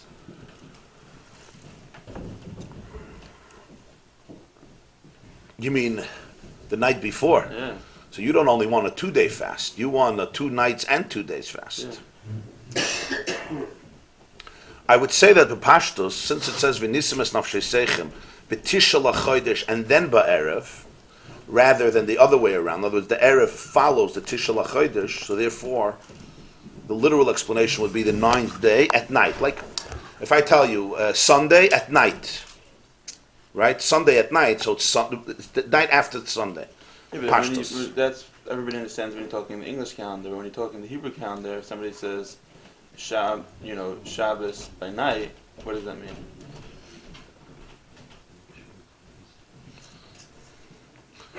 You mean? Well, no. You would say Leil Shabbos. You would say the night of Shabbos. Friday night is called the night of Shabbos, or Friday night, like in English, the night after Friday. The night of Shabbos. So since it's B'tisha l'chodesh, ba'erev, it's the 9th of the month, and you go to the 9th. So therefore that he's not considering. What is the question then? Why do you say fast then? So you have to eat. So if you have to eat, and we understand why you have to eat, to prepare. So why are you calling it fasting? To teach me that there's a special inyan in eating. It's not stam, you're eating, so you should have koyach. There's a mitzvah in eating, and it's like the mitzvah of fasting. That's what Rashi says. V'chikari inui b'tisha, achilu siya the day kari inui. But it's interesting. The Gemara doesn't just say that kol ha'oichel b'tshi ma'ila lavakosov keilu hisana ba'asiri. Right? Keilu hisana b'tshi va'asiri. You see the diuk here. The eating Erev Yom Kippur is considered like you fasted Erev Yom Kippur and you fasted Yom Kippur. It doesn't say the fasting of the 10th and the eating of the 9th is equivalent. Here's a mitzvah to eat, here's a mitzvah to fast. It says even more than this, that the eating on Erev Yom Kippur has the gather of Ki'ilu Is'ana, not only B'chi, but also B'chi V'asiri. In other words, it's like a 2-day fast. You fasted on the 9th day and you fasted on the 10th day. That's the mile of Achilles Yom Kippur. Erev Yom Kippur. Erev Yom Kippur, yeah.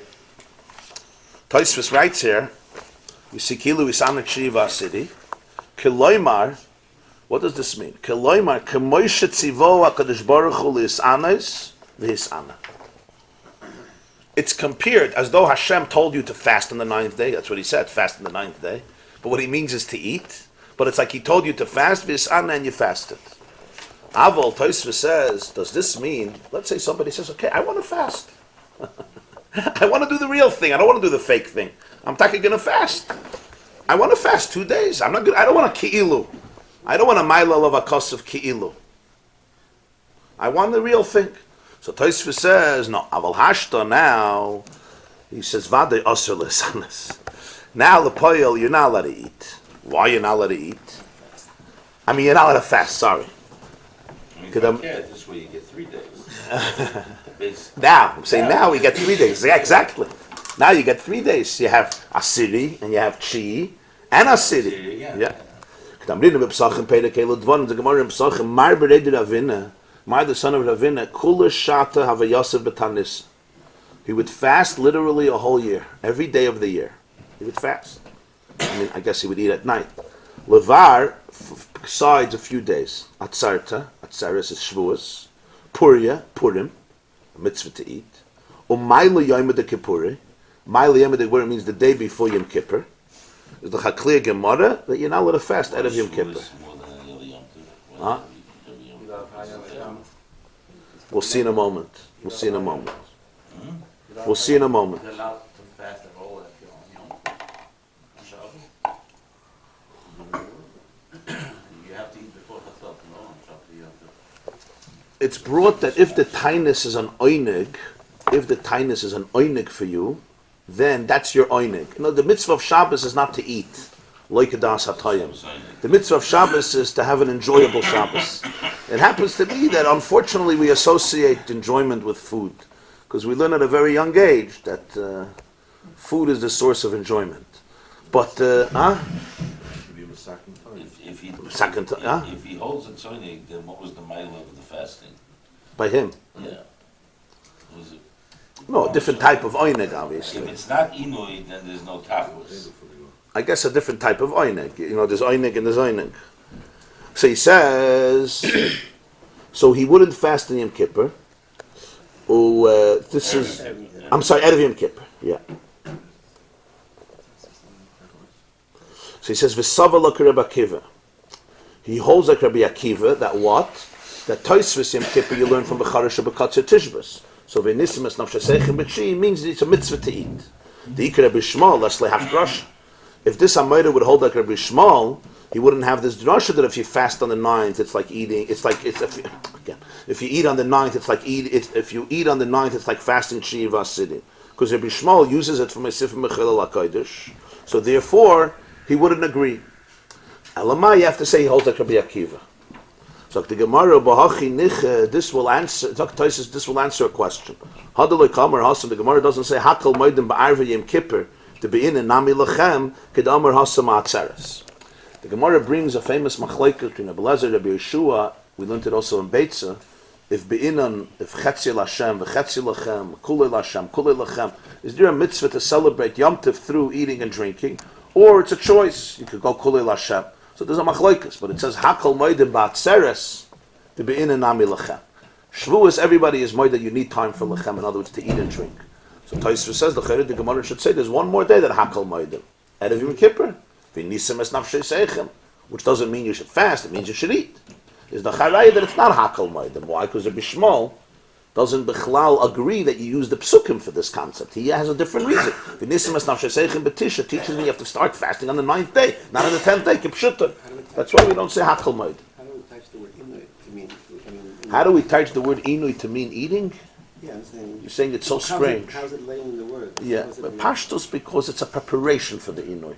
And whenever I'm doing something to prepare for something else, the hachana assumes some of the qualities of that which I'm preparing for. Since I'm eating for inui, so therefore the achila has that geder. It's a geder of Yom Kippur. It has a geder. But Azo you would say it's just a hechsher. You have to eat, take a fast. He says, no, das is the inui. It's hard to fast, that's the inui. There's gif and there's nefesh. So eating is eating for the nefesh. So tishi, you're eating to be a ma'ana the nefesh. And yasiri, you're fasting. You want to know how you manage the nefesh by eating? If I care. The nefesh The doesn't want. nefesh is I mean, it works for The Shema doesn't want the shul doesn't want food. Would they bring this? Would you say? Nefesh which are you talking about? It said fakir. Nefesh and neshama, which one? Nefesh and yuf. Nefesh and yuf. Nefesh and neshama, okay. Yeah. And the kids, I think Mr. Brewer does bring down something. It does bring down. Yeah, so Inui is eating before fasting. makes it hard. I know, makes it Out hard. of the fast. You're That's eating the a lot. inui. You're changing That's the your inui. Sagt die Gemarah weiter.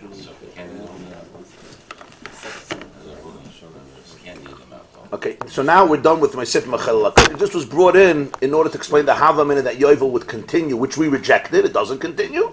Even though my Sif Mechel El Ala Kodesh when it comes to Shemitah, when it comes to Shabbos, when it comes to Yom Tov, and when it comes to Yom Kippur, and we're Moisef. We're Moisef both in terms of Malacha, we don't do Malacha, and in terms of Inui. When it comes to Shabbos and Yom Tov, of course there's no Hisof in Inui, because Shabbos and Yom Tov we eat, but the Tais for Shabbos is not to start doing Malacha a little before Shkia. Can we walk in the field between Rosh Hashanah and Kippur according to Rabbana? Yovel? Yeah. No, working in the field you don't. Why? But the Emancipate. Yovel start Yom Kippur. But not when it comes to working the field. That's only, working of the field is a separate pasuk, so that everybody is Moedah starts Rosh Hashanah. The question is about the slaves and the other things. The fields going back to the owner. Even according to Rabbi Shmuel, it's not completely Rosh Hashanah. The slaves just have a limbo state. According to Rabbanan, no, you could work your slave till Erev Yom Kippur. Erev Yom Kippur is the final date of working the slave, and then Yom Kippur it's all over. The game is over. Zog the Gemarah weiter Tana Rabbanan. Now comes a very interesting question. Can we stop Yovel? Is Yovel something that depends on human initiative? Or is Yovel like Shabbos? It's tough luck. Shabbos comes, you're ready, you're not ready. No Jewish household is ever ready for Shabbos. There's no such a thing. Shabbos could come in 4 o'clock p.m.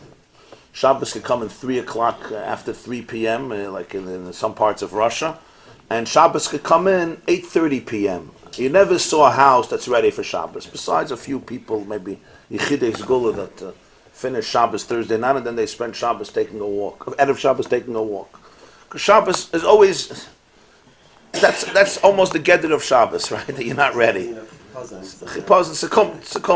You're never fully done everything. There's always something to do, but Shabbos comes. The question now is, Yovel is l'chayre the same thing. The year comes. Klapsach kappemban. You're not ready. But the Gemara is going to say maybe it's not that way. Since there's many mitzvahs that the Torah says what to do by Yovel, the question is, does Yovel ultimately depend on us? What are the 3 things? The Torah says in Parshas Bahar, and I'm going to go now to Psukim because the Gemara is going to be medayik and everything. Again, it's the beginning of Parshas Bahar. After we learn the halachas of Shemitah, we come to the halachas of Yovel.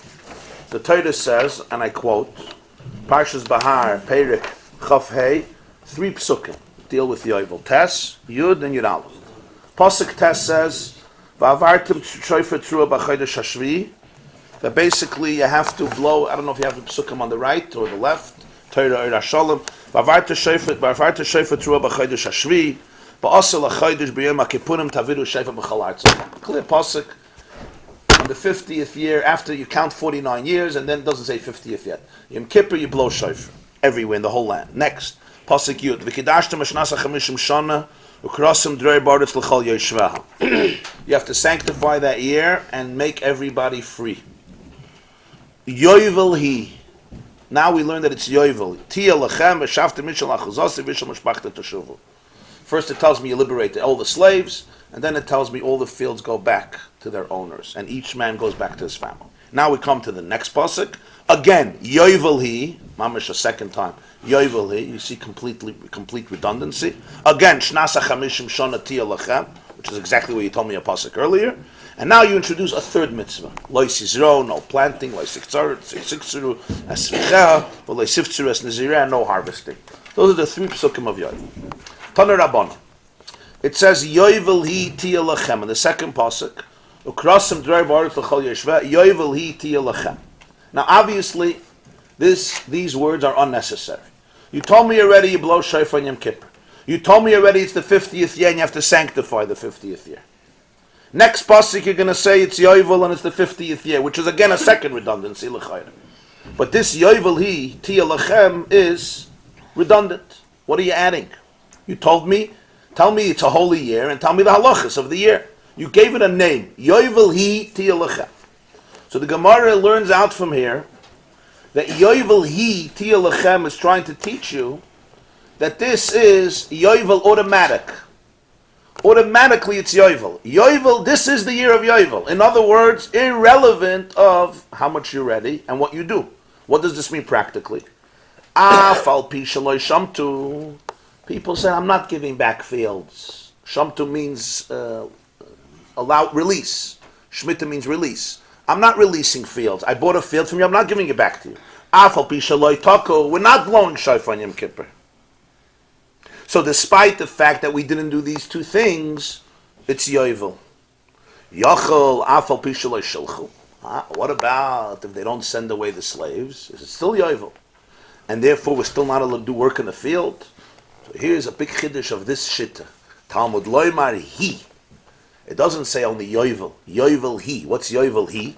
Yovel he means she is Yovel. That always sounds like there's an exclusion. She is Yovel. But not every Yovel is Yovel. She is Yovel. In other words, only if you also emancipate the slaves does it become Yovel. If not, it's not Yovel. In other words, the Istur on Avodas Karka, on working the field, is not Chal. Divrei Rabbi Yehuda, the Chiddush of Rabbi Yehuda. Now the question is, how far does this Chiddush go? What's the Seder in the Psukim? What happened? The Seder of the Psukim is, Shofar is one, Pasuk Tes. He doesn't forget. Shalish Shamtu. Oh. So what's he have that first, as opposed to... Taku? Taku, after Shamtu. I mean, it should be the Seder Psukim. Right. And it doesn't look like it is. The Pashtus, because the first one is much more likely. It's called real estate. Maybe Pashtus. It's much more likely. Rabbi Yossi Yomer, Rabbi Yossi says, I disagree. Yovel he, it says Yovel, meaning it's Yovel regardless. Afal pi shaloi shamtu, you didn't release the fields. Afal pi shaloi shilchu, and you didn't emancipate the slaves. Yachal afal pi shaloi taku. What if you didn't blow shofar? Talmud loymar he. Again, exclusive. She is Yovel. But another one is not Yovel. Why? If they didn't blow shofar, Yovel doesn't take root. So we have here a huge machlokes between Rabbi Yehuda and Rabbi Yossi. Rabbi Yehuda says it's about the slaves. If Jews decide we're not letting out the slaves, they uproot Yovel. Everybody has to do that? Oh, that's the question. What if you have one Yid? I mean, you have a big nation. One guy decides not to release the slaves. So it would be a shtickle pellet to say that Mamish, the whole Yovel. The Gemara is not clear about what the shit. There's going to be a third shit that we'll soon see, the shit of the Rabbanon, which is what the Rambam paskins. But what's pshat in Rabbi Yehuda? Yeah, but the question is, does it work? Does it work? In the pasuk it says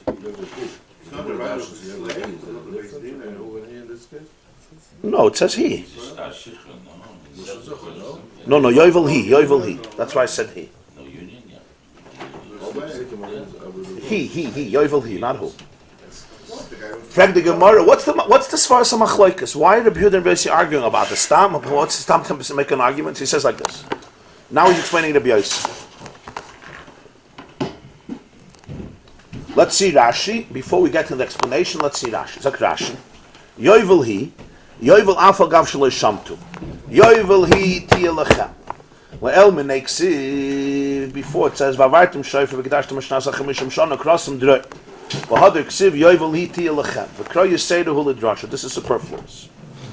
It's for a drush. Whenever you have a superfluous pasuk or a few words, it's always for a drush.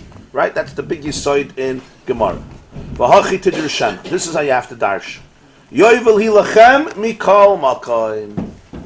Don't depend it on anything. It's Yovel, it's Yovel, it's Yovel. Right? That's it. Mikol makoim, meaning under all situations, all circumstances. V'afilu lo'nasi by dvarim halalu. Even if you didn't do the following things. Havara shofar, no shofar. V'lashav alachuza.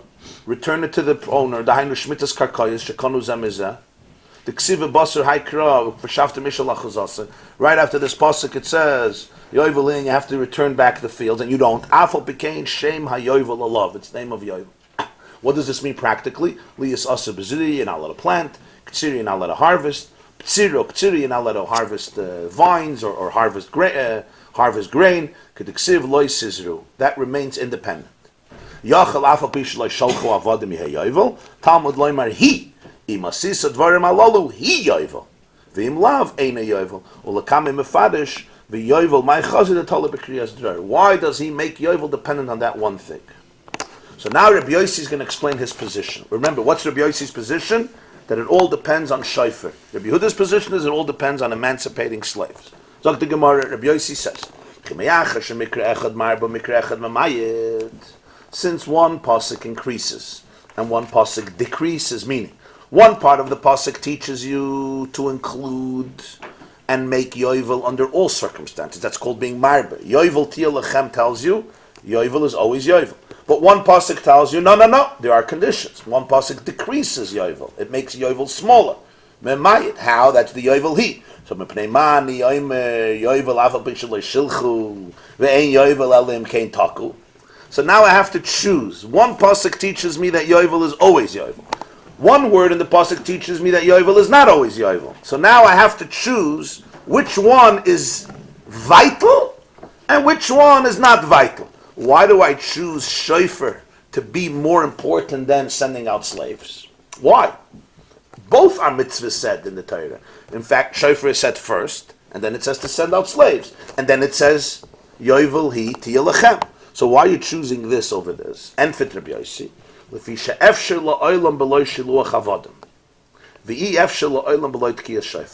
Theoretically, we can hope for a time that slavery will be abolished.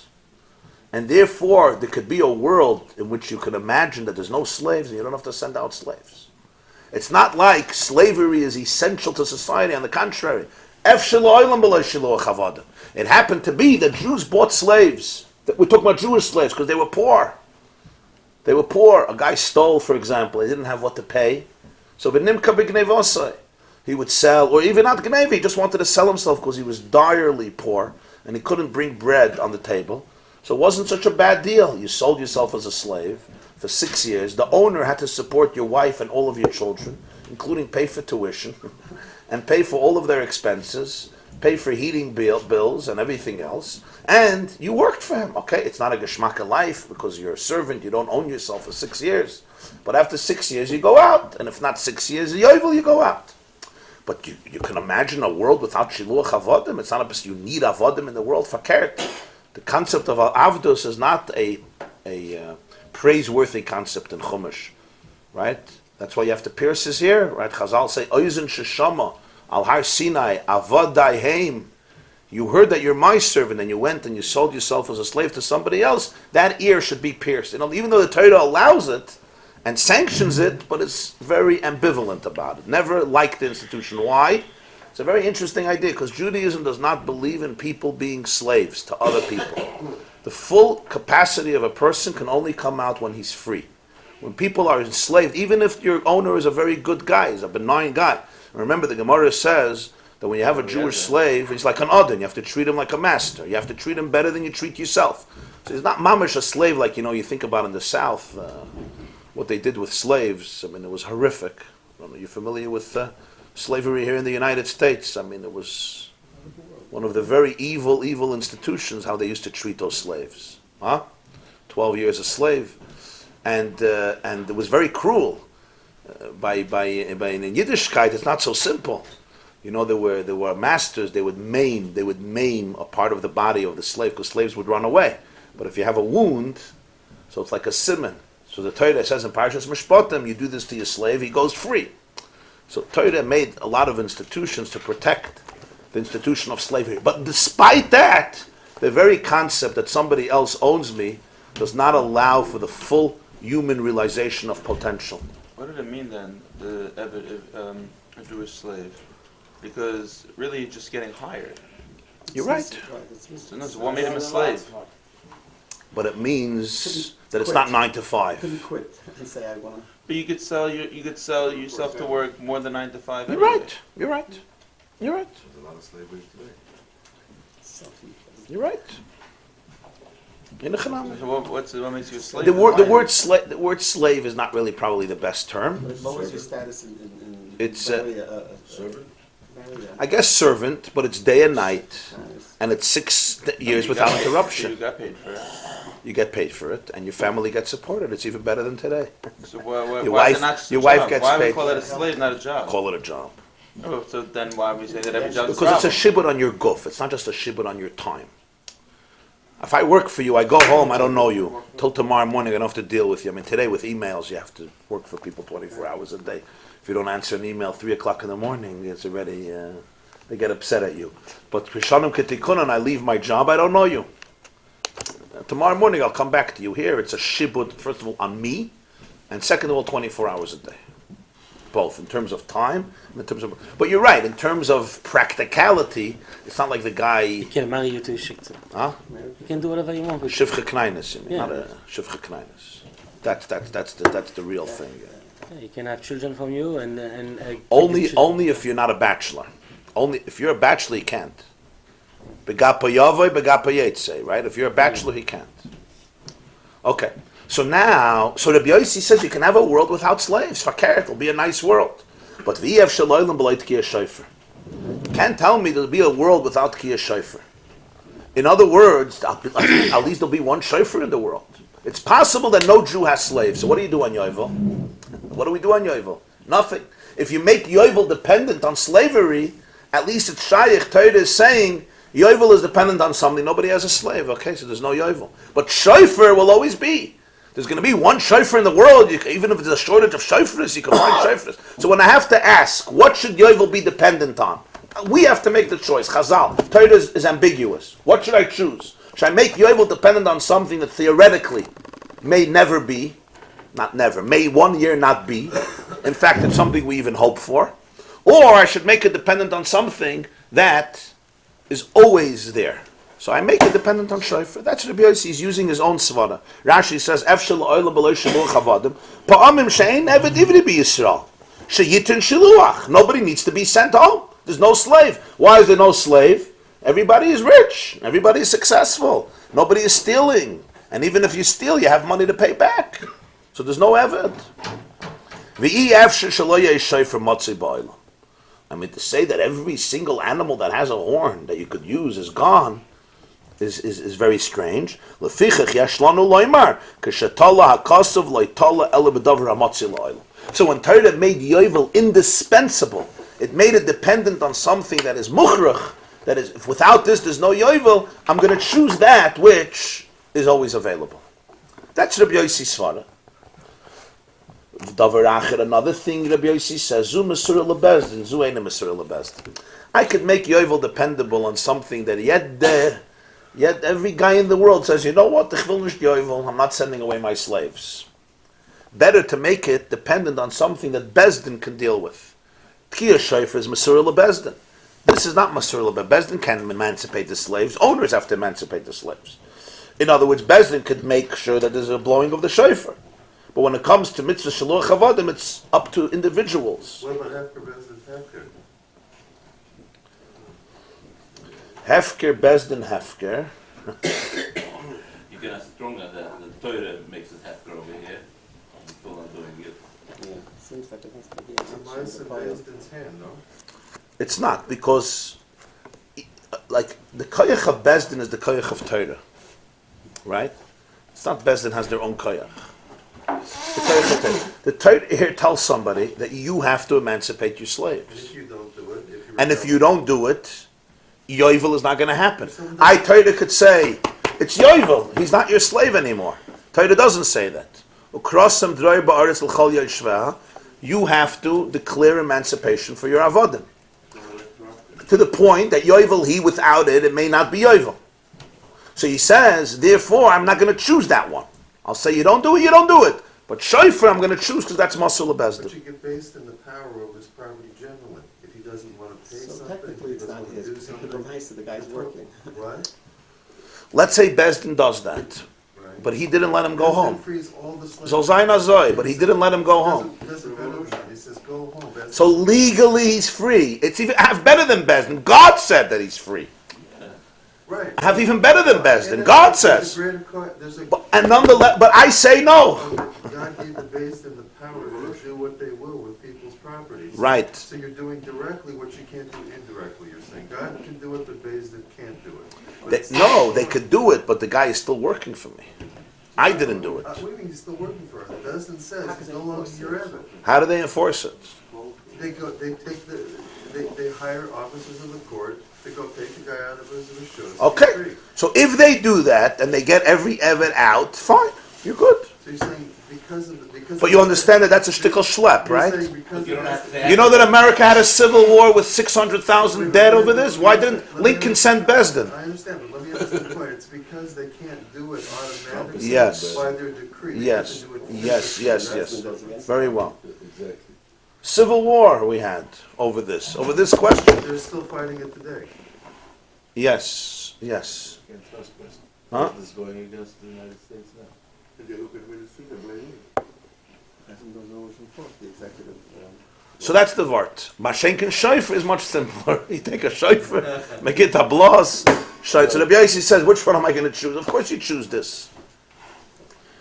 Why does he need a second reason? The question is interesting. You gave one reason. We don't need a second reason. You might say,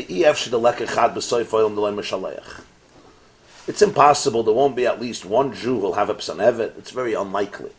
So that's why I give a second reason. Zum Mesur lebezdim, zu eine Mesur lebezdim. Zog the Gemarah Bishleim al Rabbi Yossi could come our time. Rabbi Yossi gave a good reason. Two reasons why he depends it on shofar, not on avodim. Number one, shofar is always available, and number two, this is for Bezdin. This is for Bezdin. However, Ella Rabbi Yehuda, my time. Why does Rabbi Yehuda make this issue? What does Rabbi Yehuda say? That it depends on emancipation, not on shofar. So the Gemara says, I'll tell you the reason of Rabbi Yehuda. Rabbi Yehuda says, Rabbi Yossi is following Svara. I'm following the Pasuk. Read the Pasuk, he says. I'm following the Pasuk. Let's remember the structure of the Pasuk. The Pasuk says you should blow shofar on the Yom Kippur of that year. The next Pasuk says you should sanctify the 50th year and you should emancipate slaves. And right after that it says, Yovel he. Emancipate slaves, Yovel he. And then after that it says, bring the fields back to the owner. Now the question is, which one would you choose? So Rabbi Yossi says, Amar Kra, Ukrasim Dror Ba'aretz. You should release. Dror means you should declare freedom in the land, in the country. Right? This is the sign on the Liberty Bell, Pennsylvania. You should free the slaves on Yovel. The mitzvah of blowing shofar says in a previous pasuk. The mitzvah of returning the field says afterwards, because Savar Rabbi Yehuda holds mikra nidrish lefanav alei lefnei panav. The pasuk should be expounded on what it says right before, not what it says before. It says you should blow shofar, you should emancipate slaves. Yovel he, this is Yovel. In other words, I'm trying to exclude something. What should I exclude? That which I just said, or that which I said a few minutes ago? That which you just said.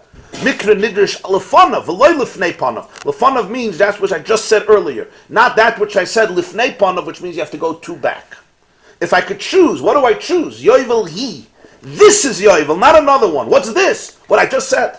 Think even in terms of speaking, yeah? If I'm telling you a few things, and I say, and this is the most important thing I said. What's this? What I said 5 minutes ago, or what I just told you now? If there's two items. What I just told you now, this is this.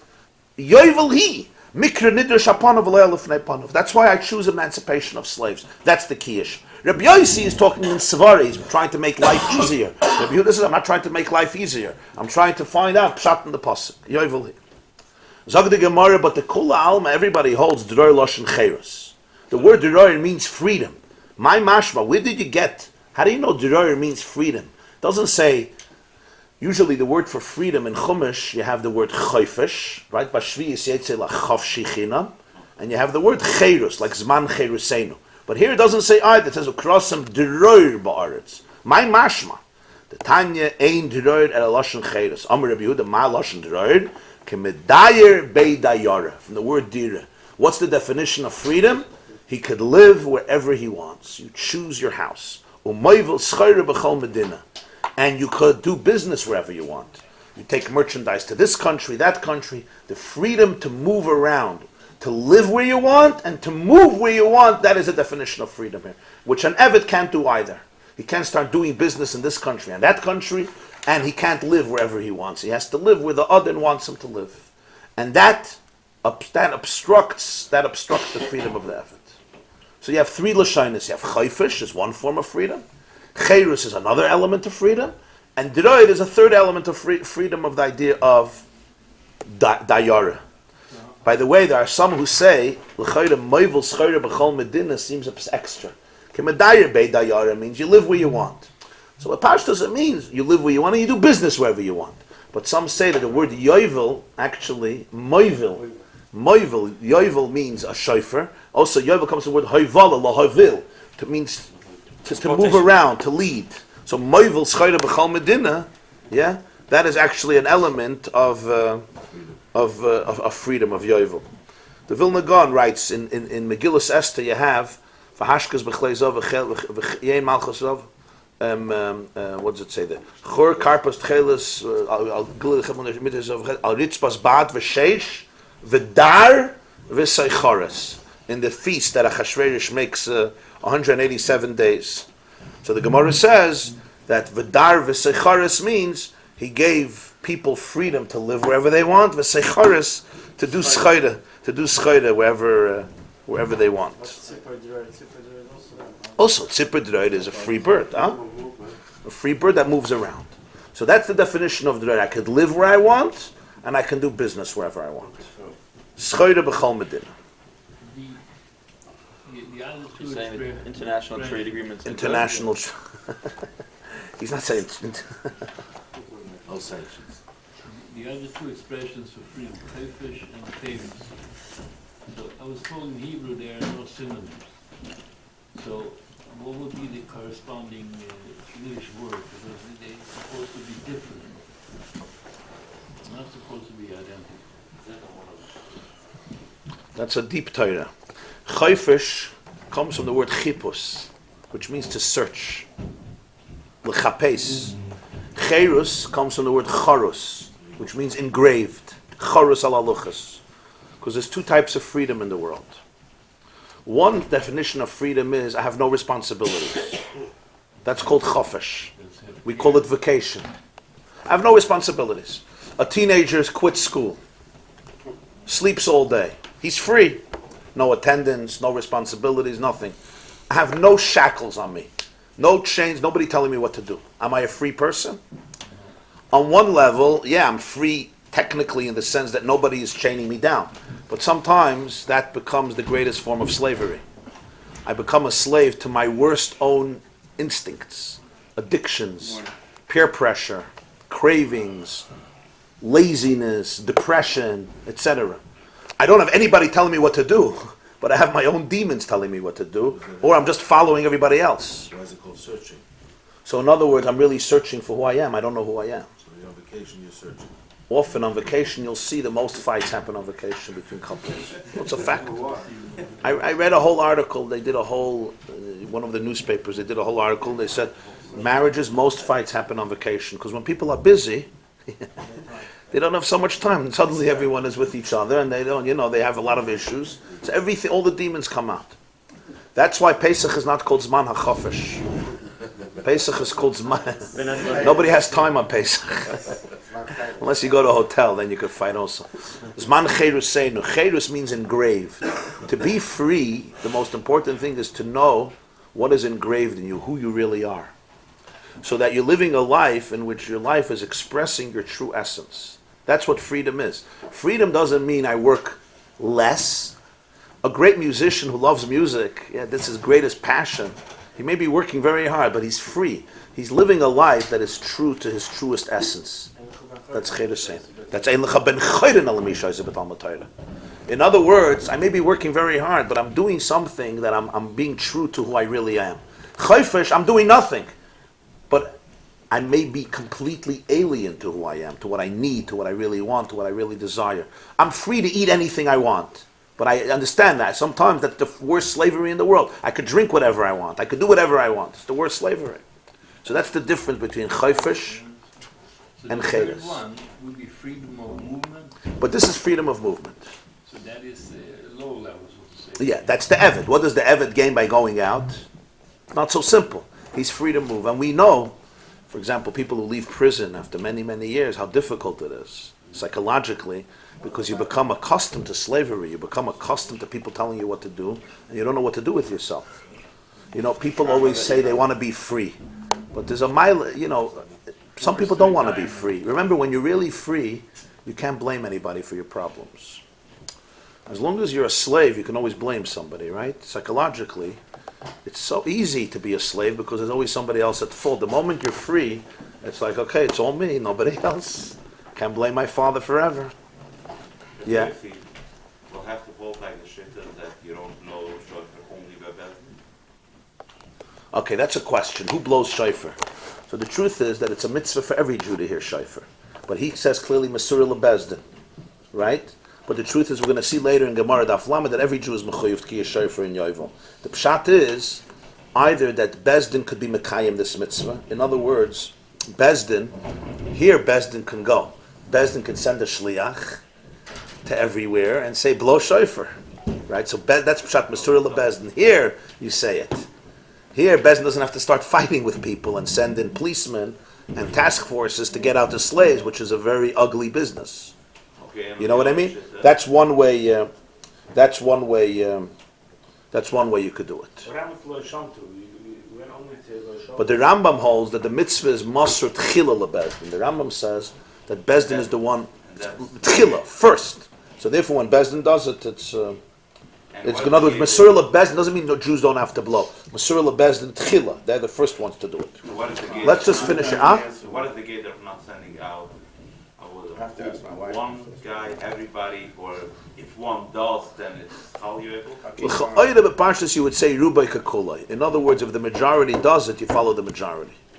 L'cha'ayda. Although some could argue that even if one Jew decides not to do it, it could be a problem. And nobody does Yovel, according to Rabbi Yehuda. Let's just see the third shit, mamash another minute. Amar Reb Chiya bar Rabba, Amar Rabbi Yochanan, Zu divrei Rabbi Yehuda v'Rabbi Yossi. This is the opinion of Yehuda and Rabbi Yossi.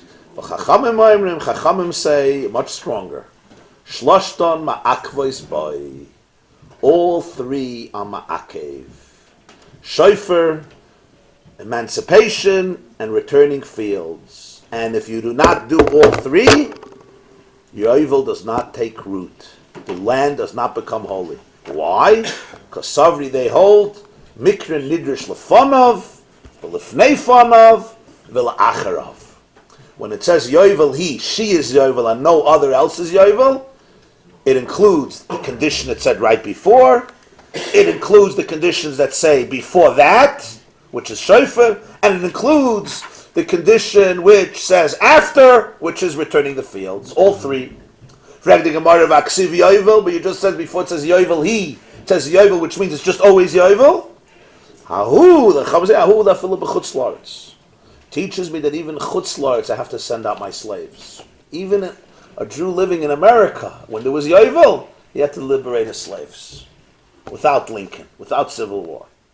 That's the Chiddush. Yovel is not teaching me that Yovel happens without doing the mitzvahs. If you don't do one of these mitzvahs, there's no Yovel. So why does it just say Yovel? To teach me, it's not limited for Eretz Yisrael. It says across some dror, Ba'aretz l'chol yoshva. Aretz is the land, Eretz Yisrael. Hahu, to teach me, not that it has to be only in Eretz Yisrael. When they're doing this in Eretz Yisrael, then you have to do it also outside of Eretz Yisrael for a Jew living outside. The time when it's not happening in Eretz Yisrael, that's why even a Jew outside of Eretz Yisrael who had a slave, as long as Yovel is not happening in Eretz Yisrael, and remember, it didn't happen the moment some of the Shvatim were exiled. Reuven, Gad, Chatzir, Shevat, Menashe, Aseres HaShvatim, the moment you don't have most Jews living in Eretz Yisrael, Yovel doesn't exist. So then it wouldn't apply to Chutz La'aretz also. So Krasim D'Rer Ba'aretz means it begins with Eretz Yisrael, but it's not limited to Eretz Yisrael. That's why Yovel means even Chutz La'aretz. But Yovel, he means that even without the 3 mitzvahs, any of them, Yovel does not take root. That's the shitta of the Chachamim. This class is brought to you by theyeshiva.net. Please help us continue the classes. Make even a small contribution at www.theyeshiva.net/donate.